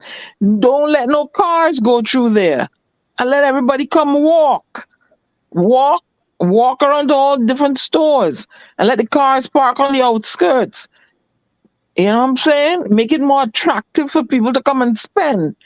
And of course, you will probably have law enforcement for people to feel safe, but nobody's thinking that when the cruise ships come, when you're taking the people to shop, you could map out a designated route. I don't know. I'm some. I don't know. I talk in air and wind. See, Yep. You know, and wind. the ideas that we need are being used elsewhere. All we have to do is lift it and implemented. And many of them would have gone through the teething pains and worked out all the glitches. So we don't have to go through that. We just, like they say, you need an experiment. You need an experiment that requires a wheel. You don't have to reinvent the wheel. And that's my opinion on that. So we shouldn't have to go through, all the teething and all the trial and errors and so on and so forth. We just see out what works in another region, another place, and use it. And I was made privy to these problems that were brewing in the schools because I used to be in touch with people, and that is why I wanted to present this thing here to arrest the problem before it got to where it is now, and not knowing that a pandemic was going to hit and children will come out frustrated. I wanted to go into the schools and talk and engage a certain program I wanted to put in play. The older children mentored, the younger children, the brighter children mentored, and everybody camaraderie children from other schools come over and go into these schools and help her. But nobody cares. Nobody didn't want to engage with this little black girl. So hey, my idea, squash. Nobody cares. I don't think it's nobody cares though. I think you might have just not reached you might not have just bouncing, as they say, bounce up to the right person as yet. Well, you have proof, until to Wall Street, you know what goes on. Well, yeah, but I haven't given up on it. I mean, I still continue to fight for it. I mean, it's just like what happened with the building in Chumaka, Claventil. If I had given up, right? If I had given up after, say, a year fight, right? They wouldn't have gone up there and started, what are they going to demolish it or so on. Maybe it's because of me why they decided they was going to sell the building on Duncan Street to the 1% and for them to do whatever they want to do with it. I mean, yeah, but, just flashing back a bit, that MUST program was very helpful to many youngsters in Trinidad. I said, like I said before, I benefited from that. I had quite a bit of employees who came from the MUST program, and they were well trained. They were trainable. All right, so guys, let's go for a quick station identification, right? I want to come back. I want to address a few things I see here in the chat. I saw a comment by Mean Jean Julian. I saw a comment by Vonnie Roberts. I saw a comment by Hailey. I want to address some of these comments here in the chat, and I also want to address, our patriotism in Trinidad and Tobago, in that it seemed to me that if you ask the question, right, you can ask the same question that I put up today, but you could ask it, are many Trinidadians living outside of Trinidad, Trinidad and Tobago, more patriotic than many Trinidadians living in Trinidad and Tobago?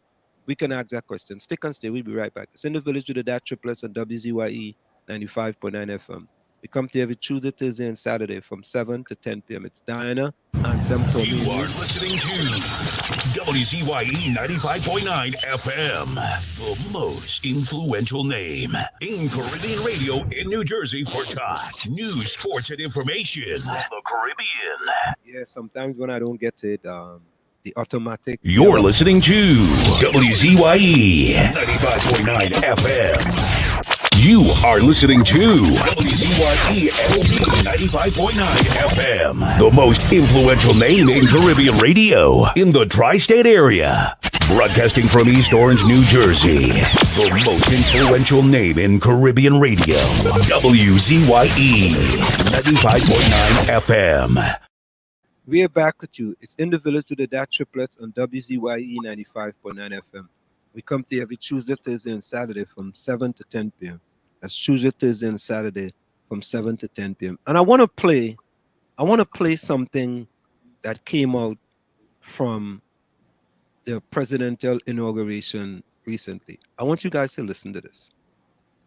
Right? And I think what is happening is that if you listen to the president of Trinidad and Tobago, right, and you take off your political biases, right, you will give the president an opportunity to do what's best for the country. right? If, in life, I say you don't get a second chance to make a first impression. Based on the first impression that I see from President Christine Kangaloo, I think that she's going to do well as president of Trinidad and Tobago. Take a For the new listen. president of Trinidad and Tobago was administered by Chief Justice Ivor Archie and witnessed by Prime Minister Dr. Keith Rowley. I, Christine Carla Kangaloo, do solemnly swear that I will bear true faith and allegiance to Trinidad and Tobago, and to the best of my ability, preserve and defend the Constitution and the law, that I will conscientiously and impartially discharge the functions of President.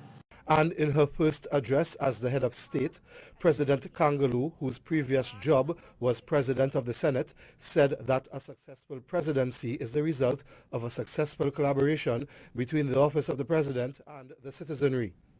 In my particular case, I have listened carefully to the conversation that preceded my election to this office. And I am not at all unmindful of the fact that there are those who have expressed disquiet with my occupying this new role, and for who, for one reason or another, might not currently be fully on board with assisting me to achieve these goals. From the moment the Prime Minister announced the government's nominee to be the 7th president, the opposition leader made it clear that the opposition would not give its support. Ms. Kangaloo, coming from the bowels of the PNM, to become a president when the PNM is in office, that makes it even worse, because then you will have the collusion. PNM, as an institution in this country, does not subscribe to the view that if you have been associated with the PNM, you are disqualified. Although the government had enough of a majority to ensure its nominee became the next president, on January 20th, when the Electoral College of all MPs and senators voted via secret ballot, 3 opposition elected or non-elected members delivered 3 spoiled ballots. Nonetheless, the opposition's position has not changed. I know that there have been voices from certain quarters that have given the impression that such collaboration might not be as easily forthcoming as one might have hoped.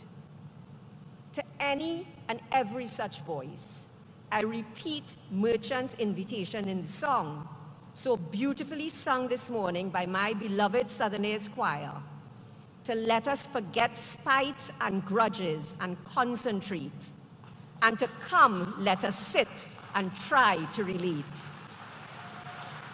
The new president said her advocacy for causes for which she is seeking collaboration does not mean that she must be combative or belligerent. My way is to be your diplomat-in-chief, making the case for a better Trinidad and Tobago firmly, but without acrimony or bitterness. My words do not need to be shouted in the public square. There's already too much shouting going on in our country today. I believe that we all need to be calmer and more reflective, and I propose to lead in that regard by example. President Kangaloo then acknowledged those whose support she definitely has. There are those whom I know I do not need to win over as I begin my term. I begin with my husband and the source of my strength for the last 24 years, Kerwin Garcia.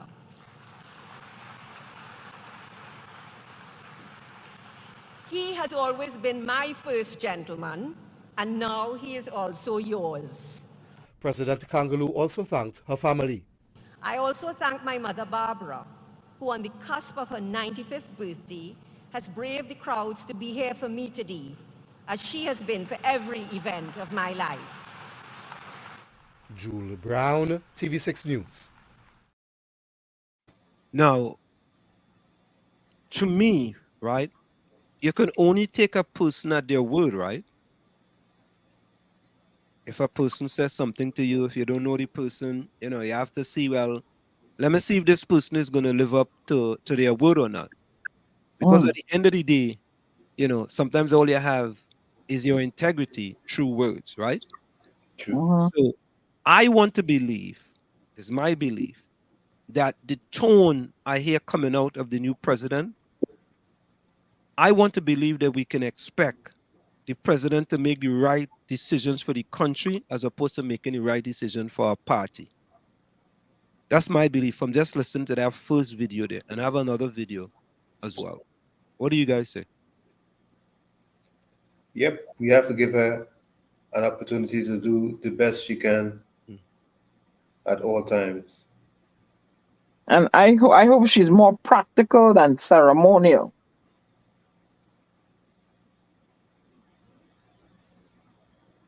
But she just tell you that. Like I said, I'm going to reiterate it. People could say one thing and when again they do something else, you know. All right. I want to see her being more practical than ceremonial.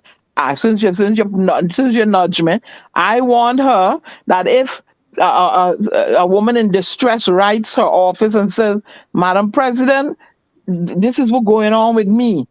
Does she have the capacity to dispatch people or direct the person within her office where to go for assistance because she's a woman, right? That's what I want. A more practical president than a ceremonial president. You understand? And she won't be stepping on any toes or defying any protocols in place, to do things, to be a more visible, practical, non-ceremonial president. I can't help think about Kamona, the powers that you think I have, I don't have, and the powers that you don't think I have, I do have. I don't know if any of you remember that. Yeah, I remember that. I remember that very, very fully. And he told us about the powers that he don't have that many of us think that he have.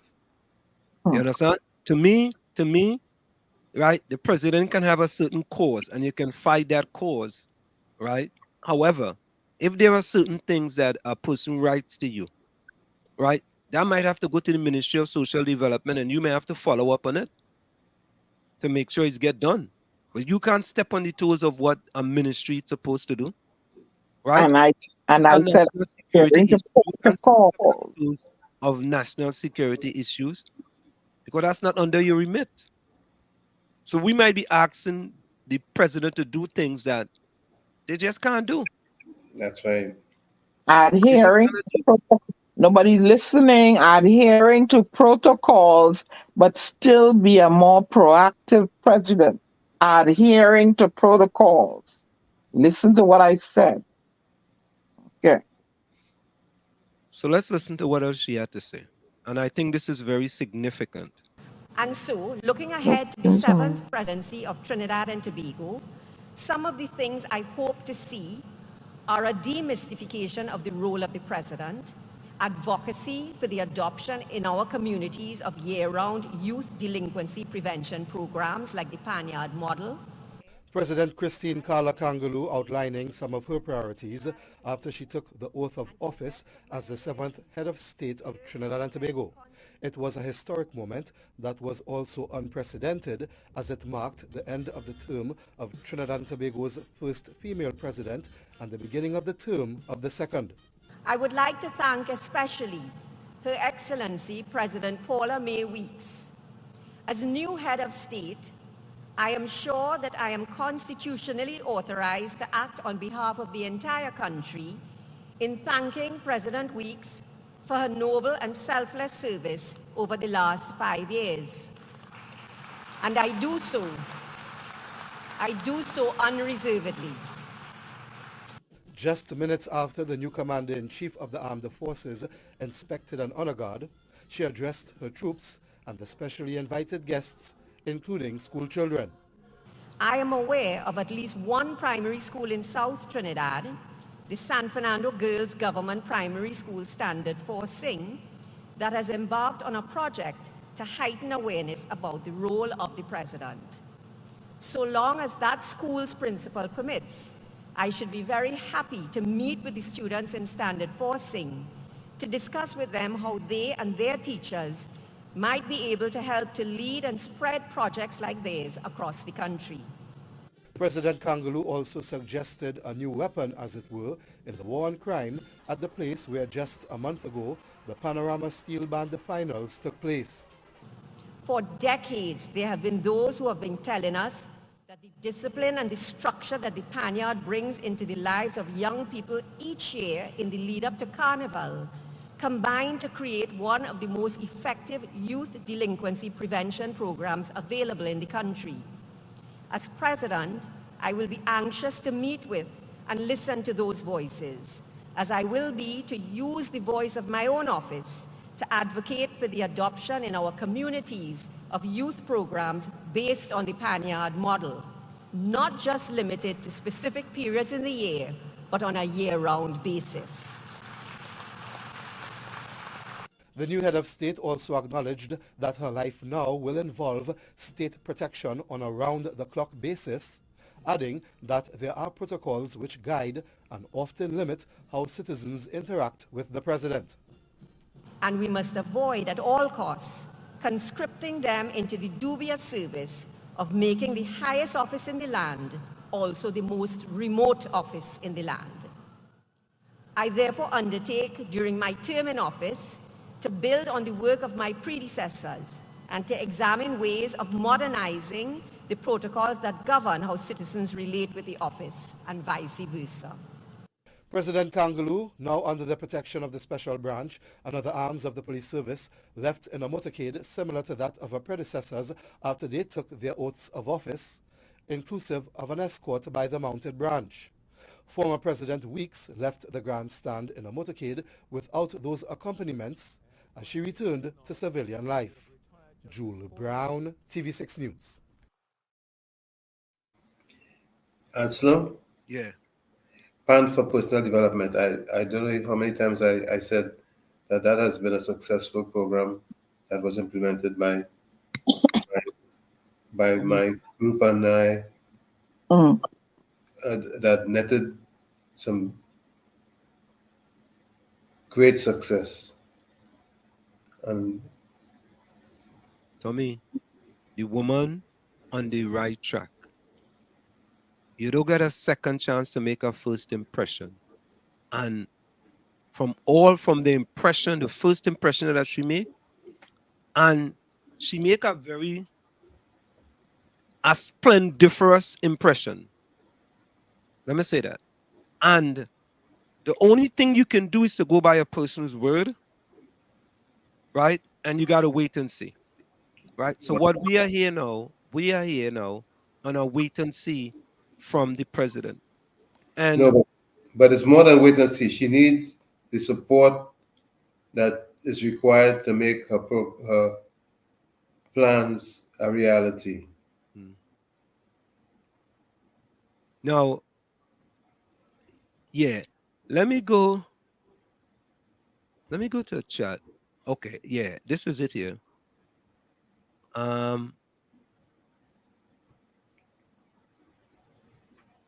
So Vonnie Roberts says, Anselm, I guess with your PNM connection, I'm sure you get the president to come on in the village. LOL.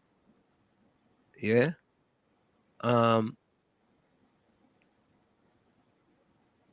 Yeah, so Vonnie and Hailey go hook up. Hailey's in some part of Canada. So Hailey want to know, important to who? I guess he's talking about the president, right? Important to the people of Trinidad and Tobago. And Hailey says, Anselm, nobody cares about that president. Waste of time celebration. Yeah, ready? You hear?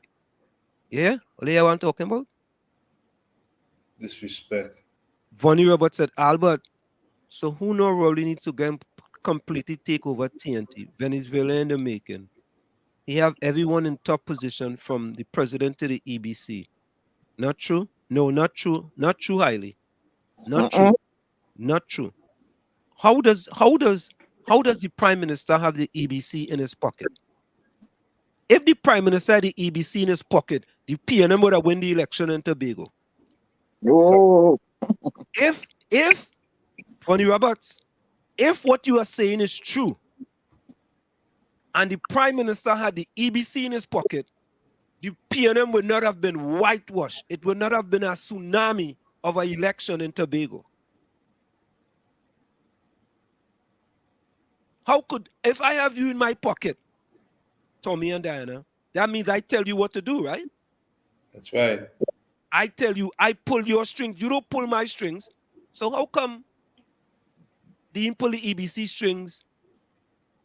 As a matter of fact, in the last, was it a local election where the UNC gained 1 seat on the PNM? That's right. So how come they didn't pull the EBC strings there? How So come?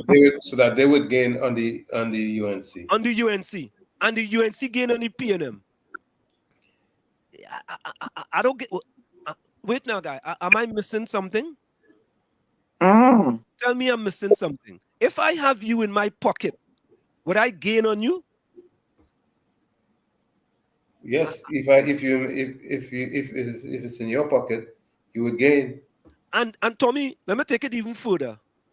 Didn't the PNM extend the amount of seats in Tobago? That's right. Right? So if I extend the amount of seats and I have you in my pocket, I will extend the number of seats knowing that I have you in my pocket, knowing that we go win, right? Right. It went from 12 to 15. So why do we make these statements? And I see the other thing with Rowley the dictator, right? All you know my stance on the RPNM, I don't have to tell all of that. Rowley the dictator, he had the ABC in his pocket. At least if all you're making it up, make it all right now. Don't let a person argue down all you for one thing. If I could argue down for one thing, forget about the rest. For Make one. it make sense. Make it make sense. The sense not sensing. It's not sensing. I want to get that. I go look for that. What it send me? I'll go to one of my UNC chat. I go look in the UNC chat and see what it's so funny.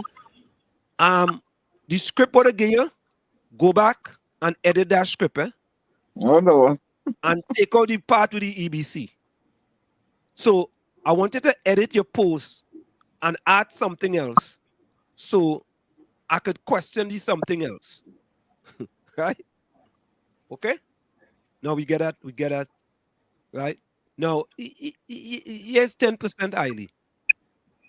That president's celebration is a slap in the face to all Trinbagonians because the president useless to Trinidad and Tobago, but useful to the PNM. Yeah, again? Yeah? Right? So Hailey went into the president brain and know that if something comes before to sign that is in favor of the PNM, that she goes sign, just sign it nilly-willy. Or you remember when ANR was the president? Yep. And he had to make the decision about who was going to be prime minister? Yep. I wonder if Hailey remember that. Hailey, do you remember that? Or you was you remember that? You not have to make a decision twice? He has to make a decision on some other thing. No, but I think it was once with Patrick Manning and Basdio Pandey. Mm-hmm. And then there was some other big decisions he had to make. Right? And he was part with Basdio Pandey. He could have said, Pandey, you're going to be back the prime minister. He could have said that. Right? You see, we have, listen, politics is involved in everything in Trinidad and Tobago. Everything. And I want to get to the immoral behavior by the UNC. I will get to that just now. But let me finish with the chat here. I will get to the immoral behavior of the UNC. And I haven't heard one UNC person yet. Right? And I go read the thing from the UNC Pitbull, UNC female Pitbull. I go read from she too. Right? Mean Jean says there were hundreds of children there. It would have been great for the children to see the entire parliament in attendance at the inauguration. Eugene, go to the head of the class. Absolutely. Eugene, go to the head of the class. Right? I don't know if Diana want to make a comment on Eugene comment. Right? But Eugene, go to the head of the class. I'm listening. Would you like to make a comment on Eugene comment, Diana Benskin? I'm listening. Okay. Right? Eugene, go to the head of the class. And that is where it starts, Eugene. You understand? And listen to the things that the president said. Listen to it. She involved PAN. Right? So she's talking about discipline for many youths. Taking a different approach to discipline. Yes. Yes. Oh, Tommy, Vonnie say, Tommy, is your home or backdrop? I love it. Yeah, it's a nice backdrop, Tommy, have there. Thank you. Huh? Thanks. Albert Montano says the majority of people in the Trinidad don't care who is the president of Trinidad and Tobago. Address their problems. Really? Really, Albert? Albert? Well, the UNC clear. Albert, your party care because they didn't show up for the inauguration. How about that? Hey, Albert. Now, Albert, are you for or against what your party did with respect to the presidential inauguration? I want you to answer that, Albert. Does Albert have a party or is he at odds with both of them? Nah, he's a UNC. He's a UNC. Okay. Yeah. Vonnie Roberts, are you for or against your party with what happened with respect to the presidential inauguration? We already know Hailey against, but Hailey's a pep. Right? Hailey's a pep. So Hailey's neither going to be for anything PNM or for anything UNC. He's going to be against UNC and PNM. Right? Anselm, you hear anything about Croco Show? Yes. As a matter of fact, let me play a little bit of that for you quickly, Albert. I hear it was fantabulously splendiferous. Vonnie, not Albert. Oh, Vonnie, yeah. Thanks. Vonnie. Let me play a little bit for you, Vonnie. Hold on. There we go.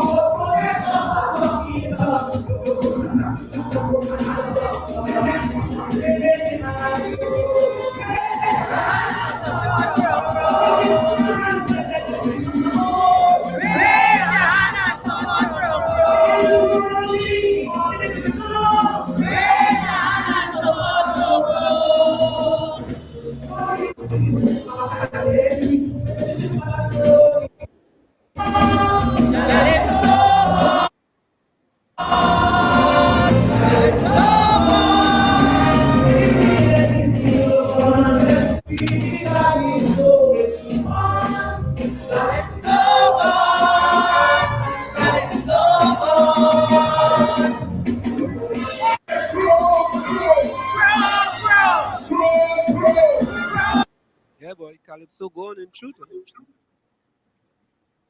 We call it going. Calypso going. Calypso going. So Vonnie Roberts, Calypso, you know, no Calypso no more. Vonnie Roberts, there it is. Albert Montano says, I saw another video this morning. Oh, you know what? Let me change this thing here. Hold on. Here we go.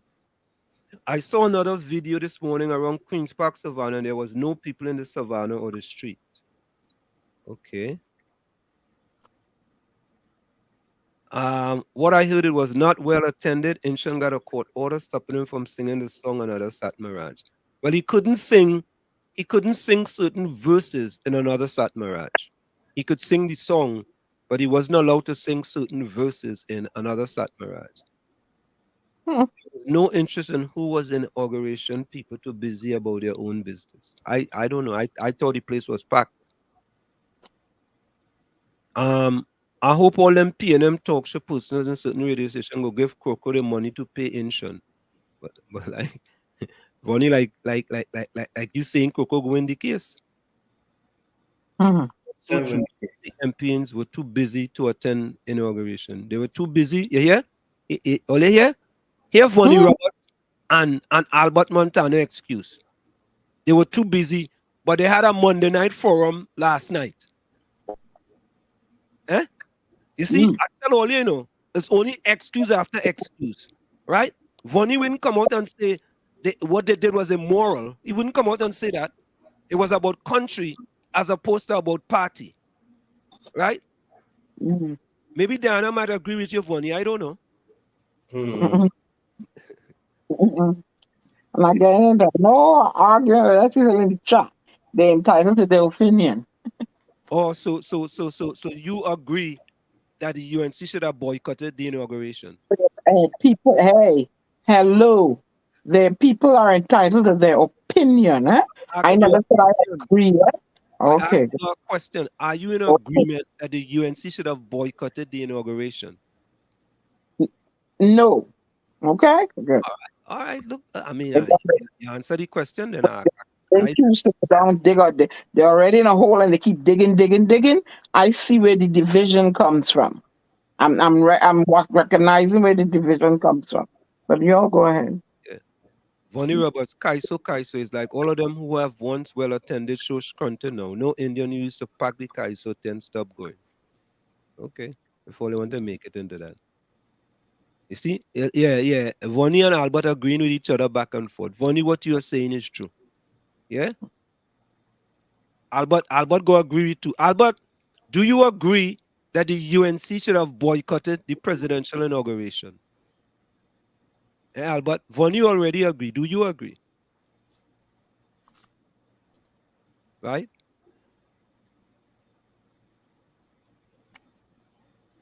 Albert, it must be noted that Croco have to sing against the Indian UNC because everyone know where he getting his dollars. So you see, I don't like that now. Let me ask you a question. Massive Go Sign. Then Massive Go Sign almost every song Massive Go Sign singers against the PNM. Why it cannot be the art form and people sing whatever they sing?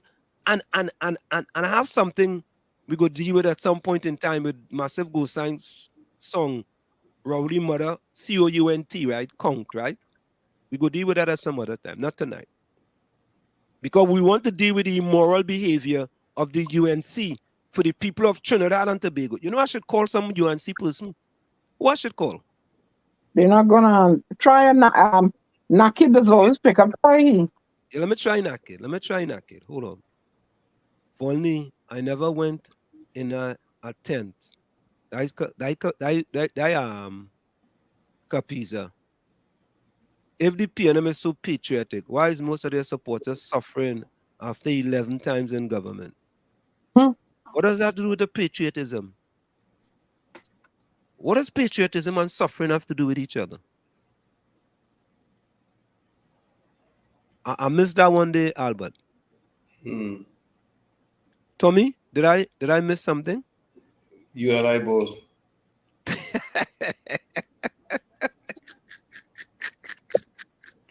Oh God, Albert, I really don't know. You see, patriotism put food in your belly and clothe the children and help with the book list and pay the back mortgage and all. How is patriotism helping them now? Maybe that's what you're trying to say. Also, okay, all right, okay. Can I go to the bank, the 1% bank, and say, "Hey, I'm patriotic, you know. I need a loan."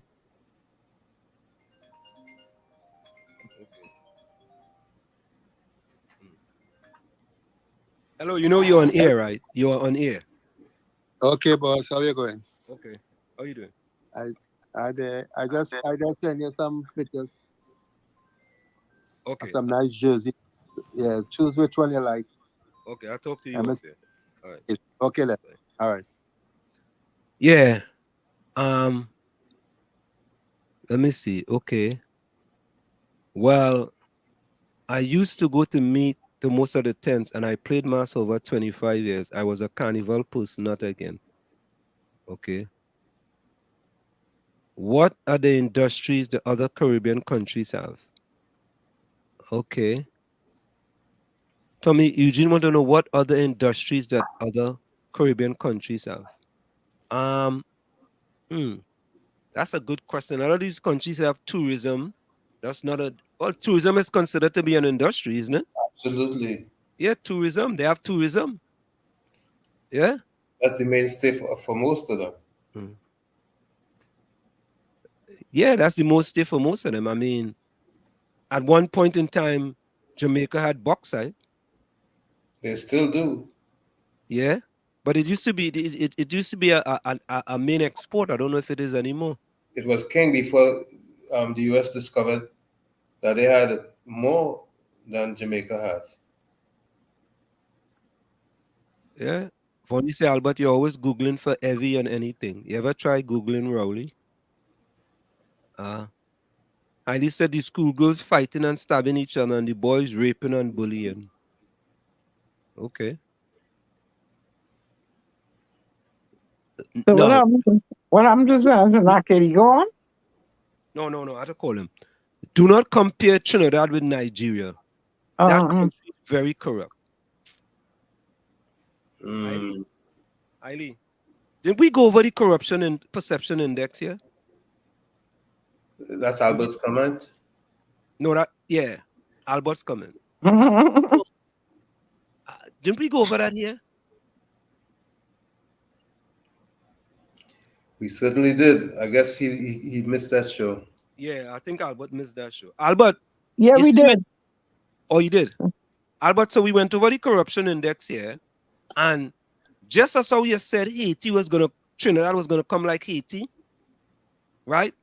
And Trinidad is considered to be the sixth developing country, the sixth best developing country in the Caribbean. Secondly, they are not in the top 30. Top 30. That sounds like a Trinidadian there. Right? They are not one of the top 30 countries in the Caribbean that's indebted to the IMF. And we're going to see how far Nigeria is from Trinidad and Tobago in the corruption index. We're going to see that. We're going to look at that just now, Albert, because you missed that. Let me try Senator Naki. So let me see Senator Naked. Nakhid. Here we go. David Naked.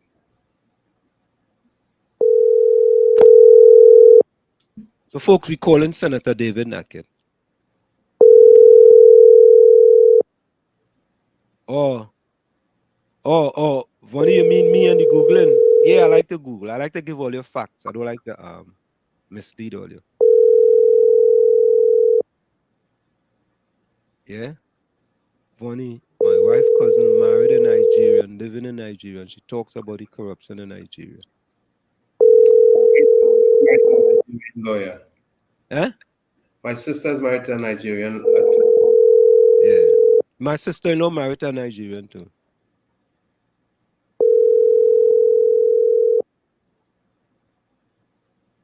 Diana, all that talk for nothing. Training to work where? PNM closing down all the places where there were most of them employment. Oh, let me call at one time, boy, that man used to be a friend of WZYE, boy. Since the Phantom gone, what is the name again? Senator Lyda. That is it, Senator Lyda. I'm gonna call Senator Lyda. One time Senator Lyda used to be a friend of WZYE 95.9 FM, you know.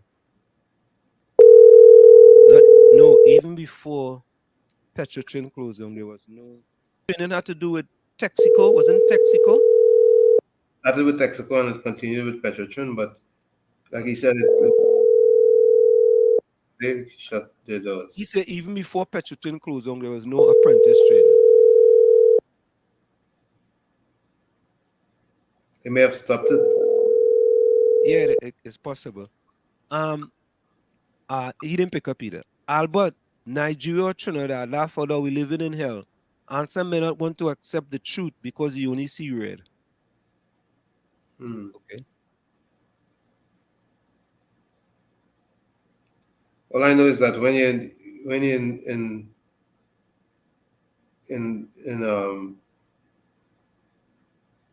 good house, bad house is called you. Not only that, if you cry wolf, you will see wolf, because there are so many places that are worse off than Trinidad and Tobago. And so my phone is getting really hot and it's kicking me out all the time. No like problem. No problem. going on service may just come. Ooh. Yes. Yeah. Your stellar groove is affecting the phone. Mind your business. Drink water. How you doing? I was calling you from WZYE 95.9 FM. How are you? I'm fine. How are you guys doing? How's everything? How's the winter with you? Senator winter gone. We are no winter. Winter done with me. You know, winter Well, done. Hear what? We are winter in Trinidad and Tobago with this Rowley government. Oh. Senator Naked, I want to say again, we appreciate you when we call you pick up the phone. We appreciate that. No problem, brother. Anytime. We just want you to know that you know, when we call you, you know, it's like you call you and you call back. So, Senator Naked, I want you to know that this is my belief, Senator. This is not Diana or Tommy's belief. It is my belief that your party acted immorally by not supporting the president inauguration. And here is why, Senator. Senator, the president, it's about the country of Trinidad and Tobago. It's not about party. And it is my belief that the UNC, even though they didn't support from the beginning with regards to her becoming the president, at least they send a representative to represent them at the inauguration. That's my belief. All right, can I respond to your belief? Absolutely. Yeah. Go ahead, Senator Naki. Well, I appreciate, brother, your belief. And we will definitely agree to disagree. And I'll tell you why. As a party, as the constitutional opposition of Trinidad and Tobago, the legal opposition of Trinidad and Tobago, it is our duty to point out what is at first and foremost in the interest of the people of Trinidad and Tobago. So when you bring up issues like immorality and it was immoral for the opposition, I would posit to you that is very much from the fundamental basis a very wrong statement, and I'll tell you why. Never in the history of our country has there been a president so partial to the ruling party. Never. No, I'm not saying there haven't been presidents, because let's be honest, there's no such thing as an independent in Trinidad and Tobago. There is no, so it does not exist. But we've had people who rose above the level of mediocrity, of mediocre. We've had that, and they were able by that position to establish themselves as arbiters of what is just and what is impartial. This president in no way meets that standard. She is mediocre at best. This is a president, if you take her outside of anything PNM, she's a mediocre achiever in every sphere of life. And this is something that is not supposed to happen in Trinidad and Tobago. A president, I'll give you an example. President Paula May Weeks was accepted by the opposition. Very much so. I was a great believer in President Paula May Weeks until she got herself bullied by Rowley and withdrew the merit list. This was a strong black woman representing all women of Trinidad and Tobago who had an outstanding career. Juxtapose that now, brothers and sisters, to a woman who was mediocre in her achievement, who was in the Senate by all and sundry, lambasted for being the most partial Senate president ever. And you tell me that we are supposed to put a rosy facade on this, to make this mess that the PNM has created. We are supposed to give that legitimacy by our appearance there. No, my brothers and sisters, this is not how democracy works. Democracy, by its very nature, it's a very, very confrontational thing. That's what makes it a democracy. That's what makes it viable. That's what makes it durable. Democracy is not like communism and capitalism to an extent where you capitulate to the elite and to the ruling classes. No, this is a democracy, and if we want this to thrive, if we want this to work for the benefit of our children, our grandchildren, we have to set the example as an opposition. And I think that is what we did. We showed to Trinidad and Tobago and the world that we do not accept this president, not because she was appointed by the PNM. Paula May Weeks was so appointed. We do not accept this president because not only is she mediocre, she has shown by her statements, by her actions, that she's clearly biased and partial. And what we've seen is a growing trend, and this is the crescendo of that trend by Keith Christopher Rowley, which is to control all independent institutions. And this is one of those institutions that we cannot afford that to happen in our country. Because our country is in a mess, brothers and sisters. Our country is in winter. Your winter finished. Our winter just began. So I am not prepared to accept the argument that we should have gilded the lily, as we say. We should have made a pig look like a princess and bent to this so-called notion of put country before. But this was not about country before. This was precisely country and country only that we did not attend. It was to show the country that we do not agree with this president, and we gave and listed the reasons why we did not. And I think this was a solid stance and in the interest of our democracy. So here is two questions from the chat already. As soon as you come on, people don't put questions in the chat already, like they was waiting for you to come. Did Mr. Khan meet that standard, sir? Well, Mr. Khan certainly met the standard of not being mediocre. What Israel Khan showed is that his career has been outstanding. I think that is accepted by all. We cannot say the same for Kangaloo. We have seen Israel Khan issue statements both against the PNM and against the UNC. We cannot see that standard being met by Kangaloo in any regard. We have statements from her saying that she will preach the gospel of the PNM, and this is who we appoint as president, supposedly as an independent institution. Come on. But Senator Nakid, Mr. Khan is a UNC too. He admit that he's a UNC. No, let me tell you, he said he would vote for the UNC. It's a big difference. He's not a card-carrying member of the UNC at all. He did say that given what he saw of this Rowley government, he would vote for the UNC, especially I know this because he votes in my constituency of Tinapuna. He said he would vote for UNC. I do not know if it's because of me as the candidate or because of the UNC as a party, but I can tell you he's not a card-carrying member of UNC, never has been what he is. He has been very clear in his statements, both against PNM and the UNC. I think that is well documented. We cannot say the same for Kangaloo. So, next question. Senator Nakid, no, someone says no need to refer to her as a pig/princess. They miss the well, what should I say? The allegory. They miss the simile. I'm not referring to her so much as a pig. I'm saying the whole ecosystem surrounded Christine Kangaloo is that precisely that of a pig being dressed up as a princess. It's not me. I'm not saying she's a pig. No. Don't. Let's not play smart with foolishness. I haven't said that at all. What I'm saying is the whole scenario, that whole scenario created by the PNM is that of trying to dress up a pig to look like a princess. I could have said something else, but something that people understand. Senator Nakid, how are you doing? This is Miss Benskin. Hello, madam. I have a problem. I have a problem for the little school children, looking on at all this, procedure.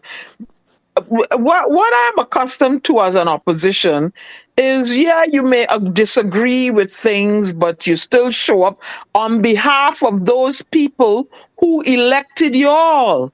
You owe them. I believe, and I'm correct me if I'm wrong. You guys were elected by certain other members of the Trinidad and Tobago populace. You did not represent them, in this ceremonial. You don't have to agree with the person, but at least show a face.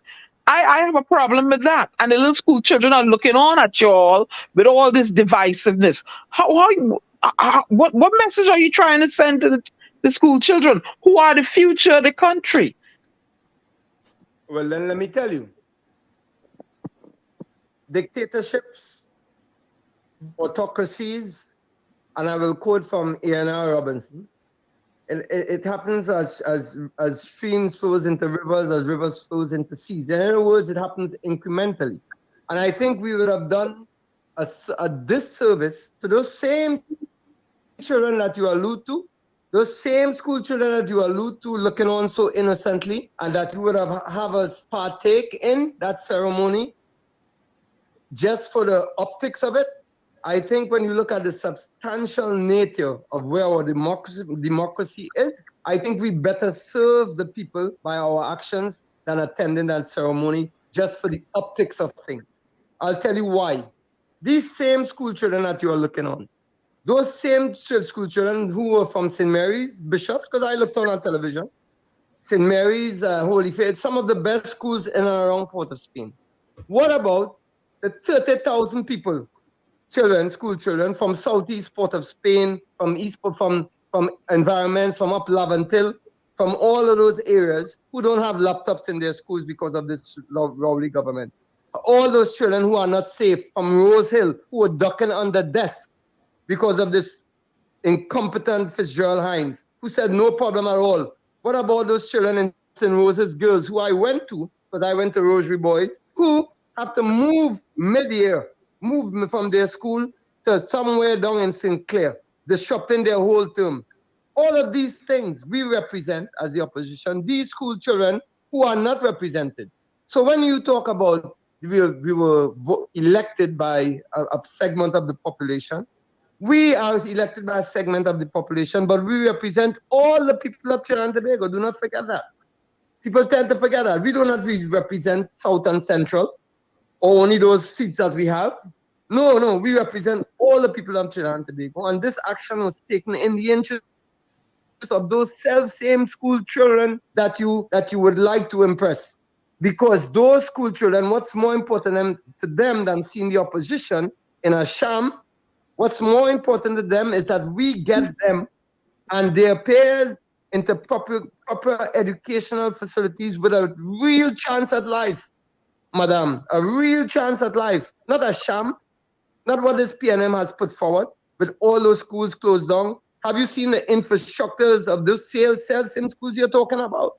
I went to St. Rose's. It's a shame. I went to Barataria to take a look at it. It's a shame. I'm coming out with some videos of those. The school infrastructure is a shame under this PNM government. Internally and externally. What are you going to tell me? To see the children dressed up nice with ties and all of them every day, 25 and 26 school fights all across the country?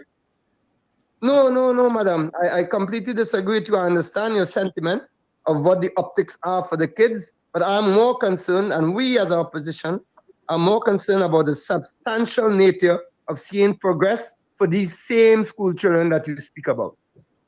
I think, Senator Naked, that this will go down in the history of the archives of Trinidad and Tobago, because other than the Prime Minister, one of the highest office in the land is the President.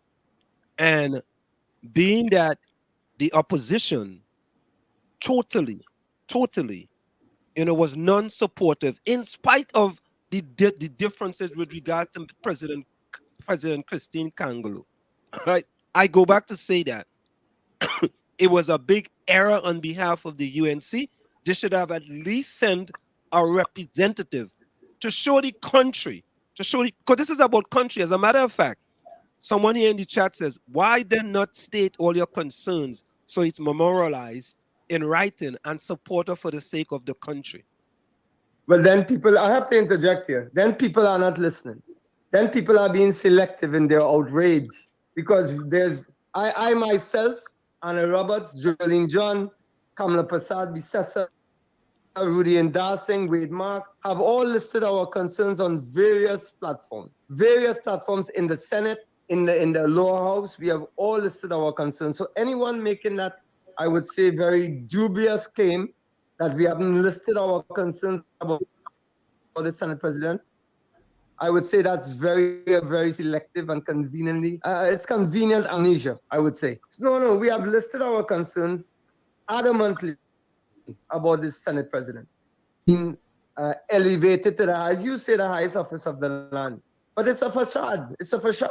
I just listed to you several reasons why she doesn't deserve. You gave me an example of Israel Khan. I showed you in 1 minute how he was eminently superior to her in every regard as a president.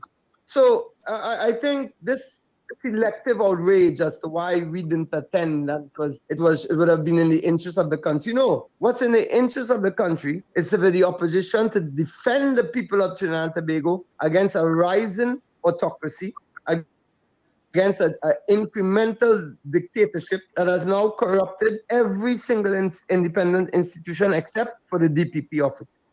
And that's a fact. No, Senator Naked has just said that. Senator Naked, I'm hearing something coming out of the UNC camp, and I think I would like you to get them to stop it. That the EBC is in the PNM pocket.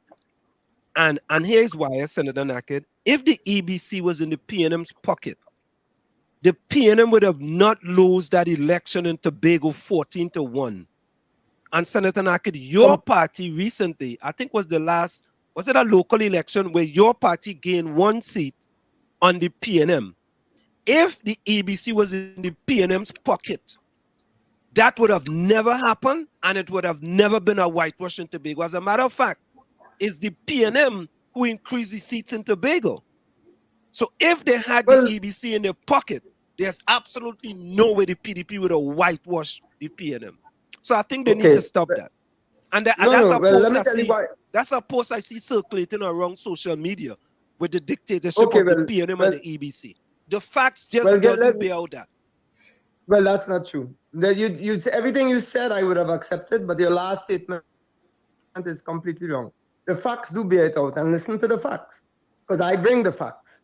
Okay. After the elections, directly 2 months, 3 months, as is the custom, the EBC, in their own audit, they stated that there was no need to have any gerrymandering of the borders of Tobago. They stated that. That is a documented fact. That was 3 months after the elections of August 2020. 3 months. There was no need to increase or decrease the seats. That is documented. I'm giving you facts here. When Rowley and the PNM government realized that it became a 6-6 tie, do you remember that? A 6-6 tie. Yeah, I remember that. Yeah. Then all of a sudden, it was decided that there should be an increase of seats. We took that to Parliament and we showed them that the EBC, in their own internal audit and their own, let's say, post-mortem of the August 2020 election, they documented that there was no need for any more gerrymandering of the boundaries in Tobago. The 6-6 had PNM scared, and they decided, and where did they increase the seats? Not in the PDP areas, in their own areas. They thought that they would have increased those 3 seats, and that is a fact. I'm not telling you anything made up by me. That is a fact. They increased 3 seats in areas considered PNM constituencies. What they were not counting on was the disdain that Tobagonians have for the arrogance of the PNM in thinking that if they did what they did, they would have come out on top.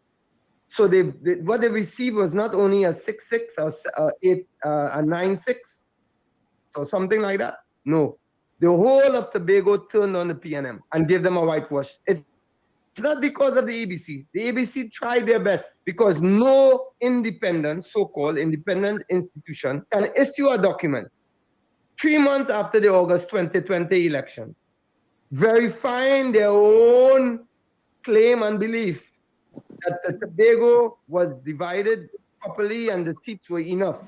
And then when Rowley and the PNM got 6-6, they became scared. All of a sudden, now the ABC changed their mind and added 3 more seats. No, my friend. About that, you're very wrong. It's fact. What you said was factually wrong. Senator, but I understand your opinion.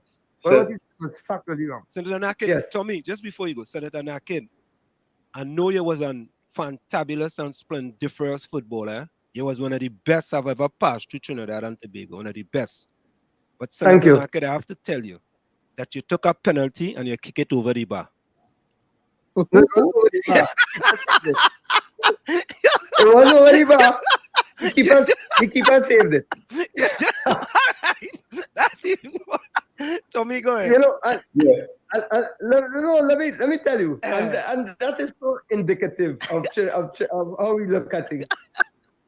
I played 85 internationals for Trinidad and Tobago. 85. 85. Listen to me. I'm recorded as being the only player to come off in that 85 games.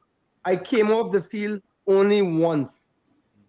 Only once in 85 games before the end of 90 minutes. I came off the field only once. I was selected 3 times MVP, 2 times National Player of the Year, and selected by Pele no less. So I think, aside from that penalty miss, I'm pretty happy with my career. That was not an attack against your career. You know? That was just the explanation that you give, right? When you take the penalty for the explanation, you kick it over the bar. Oh, you feel that over the bar? Oh gosh, you feel so ugly. I just wanted to use. I know how great a player you was for Trinidad and Tobago. You understand? I know that, right. And I know the kind of, because I like sports. I follow sports very much, you know. And I followed your career. I followed you an American and all the things you do. But Senator Nakin, can you hold for us for 1 minute? We're gonna go for a 30-second break, and we'll be right back. Hold for us for 1 minute. No problem. Yes. Welcome. So, folks, we're gonna go for a quick station identification. We have with us Senator David Nakin. No stranger to in the village with the DAT, Triplets, and WZYE 95.9. Every time we call him, he picks up. So stick and stay. We'll be right back. You're listening to WZYE 95.9 FM. You are listening to WZYE 95.9 FM, the most influential name in Caribbean radio in the tri-state area. Broadcasting from East Orange, New Jersey, the most influential name in Caribbean radio, WZYE 95.9 FM. We are back with you. It's in the village with the DAT, Triplets, and WZYE 95.9 FM. We come to you. You are listening to WZYE 95.9 FM, Maplewood, New Jersey. Senator Nakin, here's another quick question. Someone asked him if Trinidad need a president. They're asking you if Trinidad needs a president. Well, we certainly do not need the kind of president that we have right now. What we need is a president with, I would think, more executive powers. I mean, we don't need to keep modeling our constitution based on what we've seen outside, whether it be Westminster or any other kind of. We can have our own unique constitutional reform. But I do think that we need more checks on what now is a runaway prime minister. I mean, we have a prime minister who has basically gone rogue. So we need to have some kind of check. And I am in agreement with that question that if we have a president, we should have one that has some kind of power to check the prime minister and some of the other institutions, or maybe we can institute a referendum. We can call for a referendum if we realize that we have a prime minister completely out of control. So, but Senator Nakin, what do you say to the female voter who supports your party and but wanted to see some presence, some but likes that another female is going to be president. And as females in the world, we always behind the eight ball. What do you say to your female voter who supports your party, but also wanted to support Miss Kangaloo as a woman, and you all didn't show up and on my behalf? What do you say? What do I say? I say I make reference to what I stated before about President Paul Weeks, who we supported and who I personally was so proud of until that gaffe and that illegal misbehavior in office, the meritless. Why? Because she was somebody deserved of praise and merit and so forth. Now, I do not believe in a blanket approval or a blanket acceptance of someone because they're a woman or a man. I do not believe in that at all. So, when you say that people who look to Kangaloo as a woman, I think she's a woman, but I do not think that she represents well for the women of Trinidad and Tobago, precisely for the reasons that I stated to you. I think she's very mediocre and will make a mediocre president. There's no speech or any utterance that you can bring for the public that she has made in her whole career. That is something that we would call enlightening or heart lifting. So I think that the argument about it being a woman and the woman will look to her only because she's a woman, I think that's a bit of a cosmetic argument. And in 2023, I think we've gone past that. I think we have women of substance in Trinidad and Tobago who are much better placed than she certainly is. To represent us in the highest office, and it's a pity that the PNM. I mean, if everything about this government is below mediocre. It has really lowered the bar for men, women, boys, girls, and that's, for me, that's a real shame. Senator, I want to say this. I heard Mrs. Christine Kangaloo at the presidential inauguration, and I have to tell you, she's going to shock you guys with respect to what she does for Trinidad and Tobago. We know people say that the presidential is ceremonial, and we had President Carmona in here previously also, and he said, the powers I have, you think that I have, and the powers I don't have, you think that I have. You understand? And he told us that. I believe, based on and you don't get a second chance to make a first impression.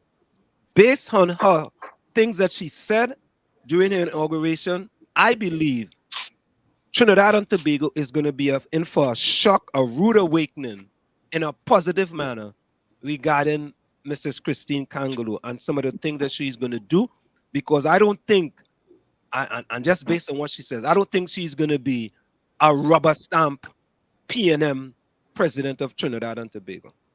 No. Brother man, wait 1 minute. Tommy wants to say something. Go ahead, Tommy. 1 minute. Go ahead, Tommy. Senator Naked, good evening again. Good evening, Tommy. I've listened carefully to what was being said so far. Now, as far as the UNC's position concerning Ms. Kangaloo, I have to say that the UNC lost the chance to take the position that they have taken, because they could have changed the playbook since sometime in between 2010 and 2015, which they didn't do. Right? So first to begin, we shouldn't even be in this position if they had a chance to get our playbook in Trinidad and Tobago right and they dropped the ball. Now, I heard your analogy with Ms. Kangaloo versus Mr. Khan, and I said that the stone that the builder reject could become the head cornerstone. And at this point, even if the UNC was putting up a fight against her and they disagreed, it's a democracy. And if they stood a chance or wanted a chance to impress the people, they would still put aside their differences and go along with who has been chosen democratic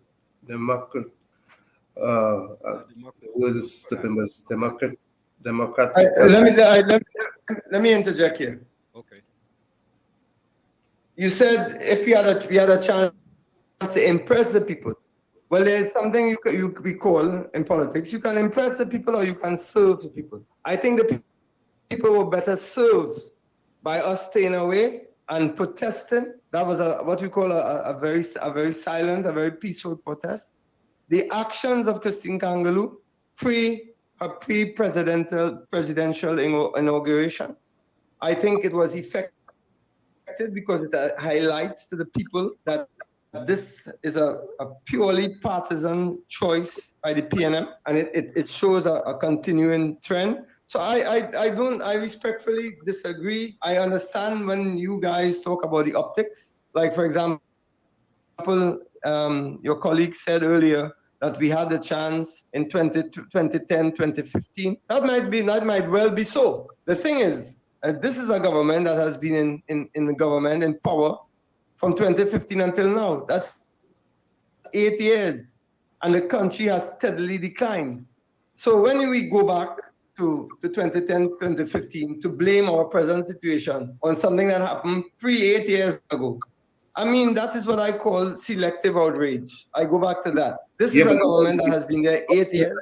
All I'm saying is that your posture doesn't add up with the fact that you had the chance to straighten out some of the issues that you're facing today, and you didn't straighten it out. So you have to go along. Yeah, and as I said, that might well be so. That might well be so. But if after 8 years I change my posture, that is a sign of intelligence. Flexibility is indeed a sign of intelligence. If I decide, well, I made a mistake in 2010, 2015, and it should be so, that is not convenient politicking. That is a sign that I realize that because of maybe a mistake made then, that now in the last 8 years, we have a government not interested whatsoever in improving the constitution or having constitutional reform or strengthening our independent institutions. They're interested only in corruption and making money and putting people in place that serves this government. And I've given you the facts. I've not just told you things, and you guys are very much into what Christine Kangaloo said and what she didn't. I'm not talking about what she said. If her speech was brilliant, I can point to you many people who made brilliant speeches over the years and did nothing actionable to back up their speeches. And I'm telling you, she will be one of them. Because I have seen her. It's all about your track record. I have seen her track record, and it's a poor one. It's a very poor one. She will be nothing other than a rubber stamp for this PNM government. And I think in time, we will revisit this when you call me again. And then we'll... Yeah, listen, Senator Naked, just before you go, someone said, Senator, this is important. Someone said, it appears that you're all about party and not country. How do you answer that? What do you say about that? But if they say that about Naked, something wrong, boy. I is the most... boy, I wouldn't go into my resume what I have done for this country. I'm not about that. I had a chance before, and I'll say it here, and maybe this is the first time I'm saying it on any platform. I had a chance to join all parties. I was solicited by PNM, by MSJ, by UNC, by all. And I looked and I looked, and I knew, and that is confirmed now after 2 years, 3 years, that UNC is the vehicle for change that can bring justice, equality for all people of China today. Certainly not this version of the PNM. And by the way, all my family is PNM. All my family historically is PNM, from Rudolph Charles to Kenneth Charles to Jerry Waldron to all my family is PNM. You know, and they all agree with my decision. So Senator, here's Senator, we just reading statements. Here is a statement that person said, Senator, and the irks like him who were handpicked by the poor judgment of the political leader of the UNC are a disgrace to the young people. Certainly, Pandey would have never accepted such behavior then. What do you say? You think Pandey would not have accepted David Naked? I beg to differ. I beg to differ. I think, I mean, it's easy to make such a statement. But I think a question like that, how can you answer? There's the opinion of one person, and I think it's pretty vacuous. Seeing the work that I've done, I do not know who else the person refers to. But I think I think that the UNC has done a good job. I mean, we are 8 years into this government, and the country is in steady decline. But no one seems to want to look at that for some reason. They're looking at the UNC and what we say, but we have to say that. We have to say what we think is in the interest of the country, and that's what we are doing. And the last one, it says, Senator Naked, your leader said pick party over country. Come again. She never. Where did they? Where do they find? Where do they find? Well, Senator these Naked, we have to be honest. When she addressed Vasan Bharat, she did say, with respect to Vasan Bharat, about party before country. And she go to hell. Yeah, she said, No. She tell Vasan Bharat go to hell. She said him go to hell. Yes. And yes. I think she should have said something even more. But to tell Vasan Bharat that party before country, I don't think, no. I've never heard that from her. I've been in literally hundreds of. Yeah, she did say that. But anyway, Senator, quickly, yeah, I know I don't want to keep you. I like the idea that you just give us your time and we don't want to overspend. But here's what Barry said. Barry Suku is someone he knew in the fields. He said, so because the opposition didn't go an inauguration to wine and dine, they don't care about the country. I guess, he's supporting you and your party, Senator Naked, with regards to not going on at the inauguration. And Senator Naked, the thing about this is that when you're coming to the village, we try to be as balanced as possible. You know what I mean? And you just get hit with some hard question, but there's answer, and we like that. You ain't afraid to come in the guile. You know what I mean? Why would I be? Let me tell you, I will not be afraid to come in the guile because I know in the end, you guys have the interest of Trinidad and Tobago at heart. You guys have the interest. We appreciate that. I know that. Whether you agree with me or not, that's true. We all want the best for our country. Mm-hmm. But I'm telling you, upon closer examination, you realize that this PNM government under Keith Christopher Rowley does not have the interest of Trinidad and Tobago at heart. Well, Senator, I think we're gonna leave it there, Senator. You're welcome. Thank you. But as always, Senator Naked, fellas, I'll talk to you soon. We appreciate that you always give us the time, to come in the village. So you have a splendiferous and marvelous rest of the evening. Thank you, Senator Naked. Thank you, Senator. All right, take care. Thank you, brothers and sisters. Take care. Love in the house all the time. Yeah. You see. Listen, we have to give credit where credit is due. The man that's come in, we just pelt some real fastball at him, right? And he does answer the question. So we had to give him man full respect, and we just respect him when he comes into the village because we just pick up the phone and call him. Yeah, we just spell Google Leaf, and he just kick them out over the penalty bomb thing. Tell me all of that. Tell me that I know Diana. I don't know if Diana understand that when he kick the penalty over the bar. Tommy, did you get it? Of course. I don't think hey, you get it, Diana? But of course. Listen, Ellis, I want to address Ellis. When the question was asked by Anselm about who more patriotic, the UNC or the PNM or your supporters or whatever, I responded, how does patriotism put food in my children's belly and find me a job? Okay, good. I never said I did not support Kangaloo.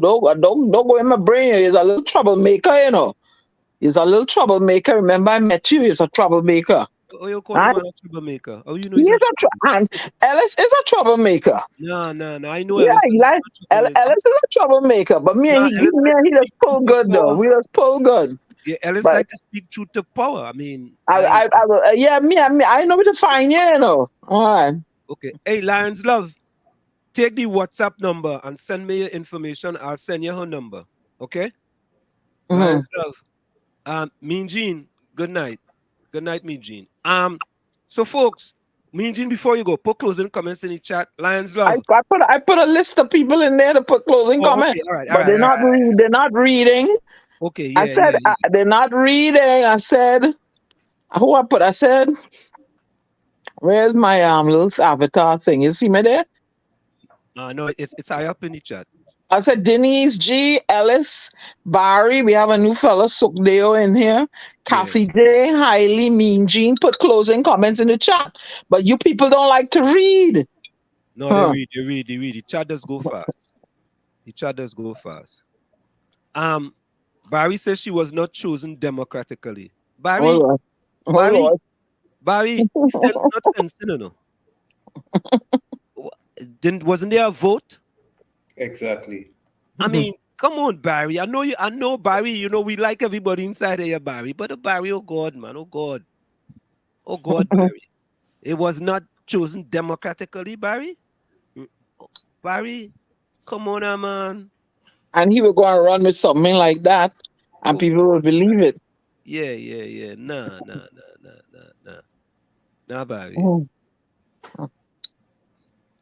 All right. Ali said naked, but he went over tonight. You know UNC not going to win the election again because every time UNC voters vote, they vote for PNM to win. What? No African UNC members knew him as a UNC member. He was never seen on the ground nowhere. Barry hitting you hard tonight. Barry, you must come back here more often, man. Barry said, did the people vote for her?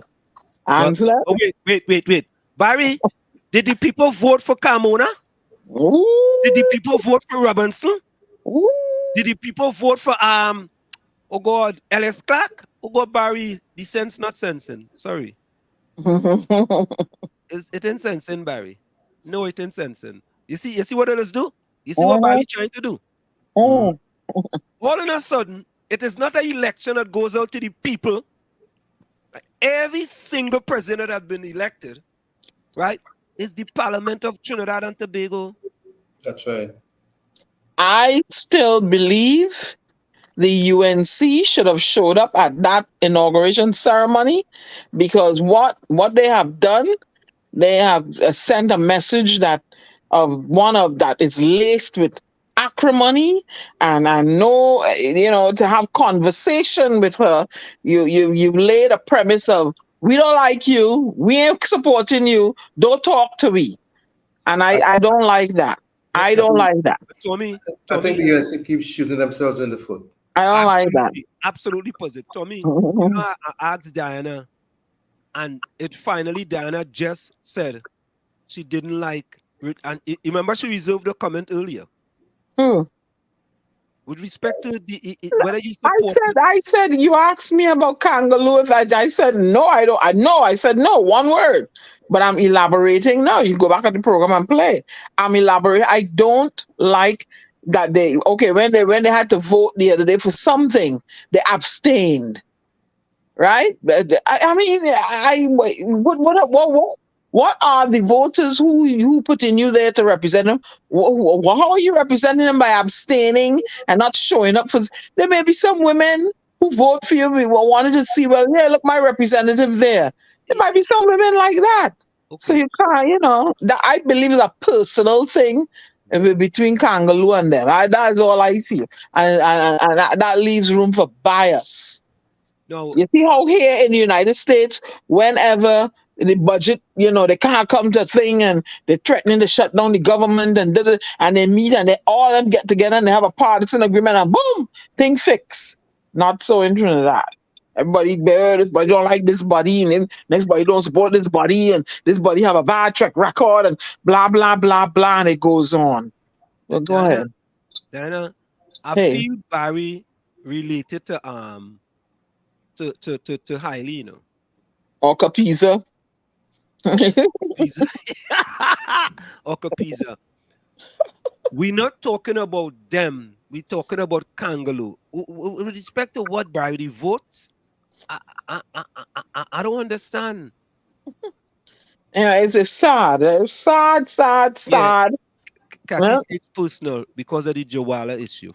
What is Joala? No, I don't know. Well, I remember when he was central bank governor, Christine Kangulu was the one, President Christine Kangulu was the one to make the decision to let him go as the governor of the central bank. And they actually lost the case and he had to pay him damages. Oh, Lord. So you see, a whole heap of thing. Everybody vex. This one vex. This one trying to tell nobody. No, I can't say nobody. They're not putting country first. You have to be able to extract your biasness when you're in politics and work on behalf of the people by whom you were elected. So all these personal biases. And while we're at it, and it's too late. I'm vexed with Dr. Rowley for calling the man all kind of lice fill and all kind of. I don't like them thing. That is not sending a good message. I don't like to hear that. You should hear what Mrs. Kamala Prasad. I don't like to hear from none of them. Yeah, this is the problem with all you. Well, let me go with Bejan Kwang. One of this one calling, this one a cat, next one calling, I want a rat. I want to going down a road that dividing the country more and more. When I need to stop. But you didn't hear what she called him. And when I need the Bejan girl telling when I need to stop. Stop with the foolishness. It ain't working for the country and it ain't working for the citizens of Trinidad and Tobago. When I need to stop. I can't say it no better than my Bajan twang. Stop it now. When I need to stop. Yeah, so you know what? All right, Anna? We go stop it right there. Let's wrap it up. we go stop it there. So let me go down. Closing comments. Always remember to fall asleep with a dream and wake up with a purpose. Your poet and global ambassador bidding you auf Wiedersehen. Stella says good night. Who's Stella? She got a groove. The one who got a groove back. Who's that? She's Who's Stella? The movies.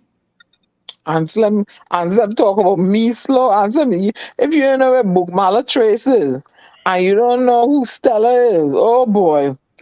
No, but sometimes you gotta be honest, right? So you gotta be honest. If you don't know, if I don't know, I would say I don't know.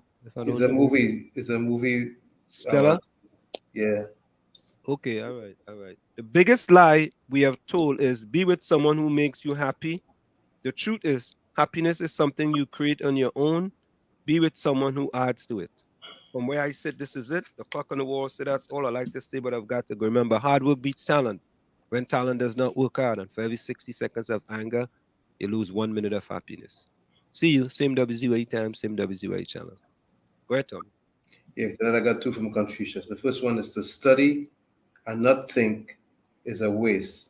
To think and not study is dangerous. The next one is what you do not want done to yourself, do not do it to others, please. A pleasant good night to each and every one. It's been a pleasure being here. Love you all. See you in the next edition. Thank you very much, Tommy. You're welcome. Okay. So Hailey says, closing comment, how much pile of garbage do a person have to crawl through to realize they're in a garbage dump? Okay. Let me repeat that. How much pile of garbage do a person have to crawl through to realize they're in a garbage dump? Well, Hailey, if the person blind, they might have to crawl through a lot of garbage, Well, the sense of smell will be 45. Live, love, laugh. Ingredients to long life. Thank you, Ready Mormon. I didn't get a closing comment from Mr. Suku, and we want to see you in the village again. We ain't get one, so we can't have bias, but it's okay for president to have bias. Oh. Okay. All right. Cathy J. closing comment. Politics have a morality of its own. Great program, that. Very informative and interactive. Yeah, that's how we keep it here, man.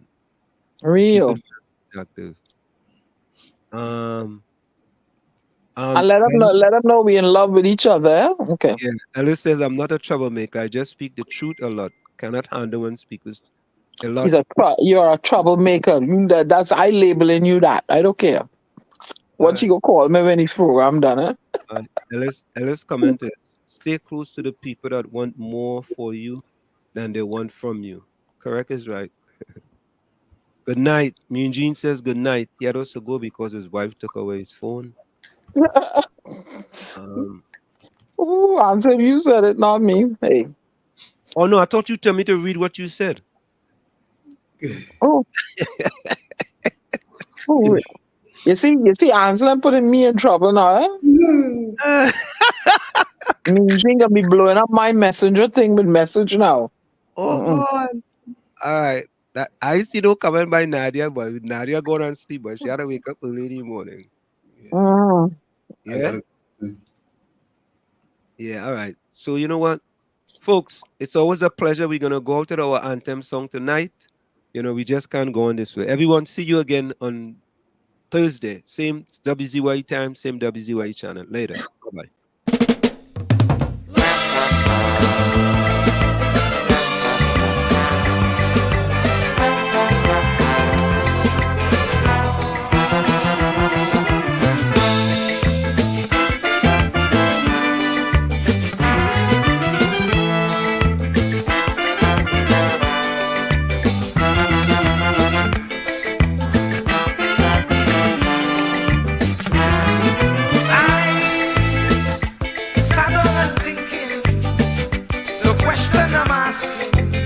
Is Pharaoh still existing?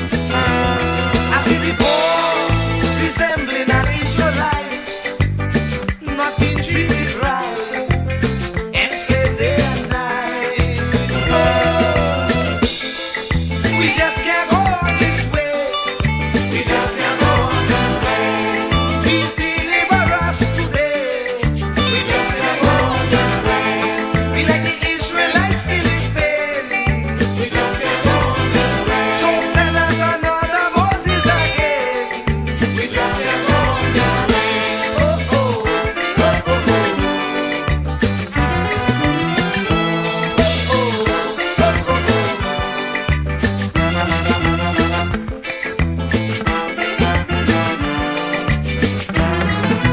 Lord, look around, you'll see the Pharaoh mentality ruling universally. Leaders promoting their ego, being a modern Pharaoh, tyrannies they manifest. We just can't go on this way. We just can't go on this way.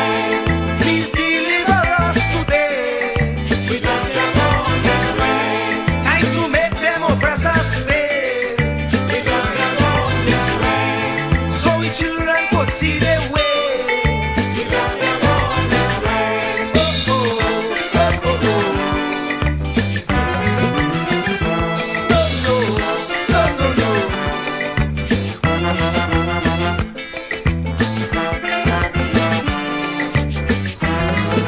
The poor have to slave night and day for next to nothing pay, so they can't see their way.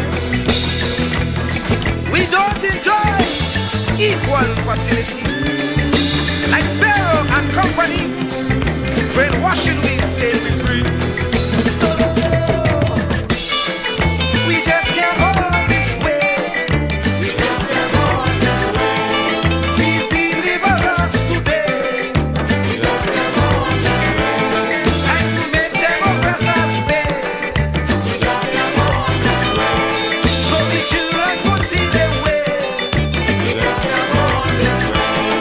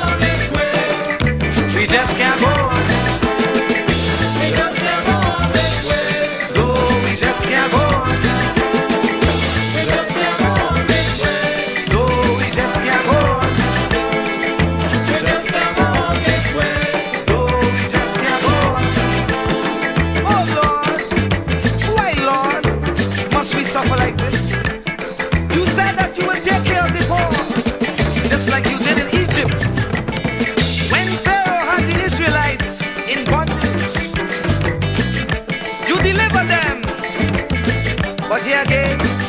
We are in the same khaki pants. We have those modern pills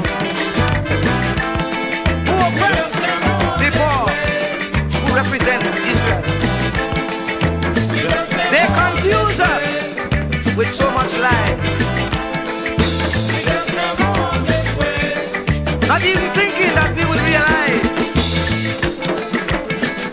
And if we criticize, we could be ostracized.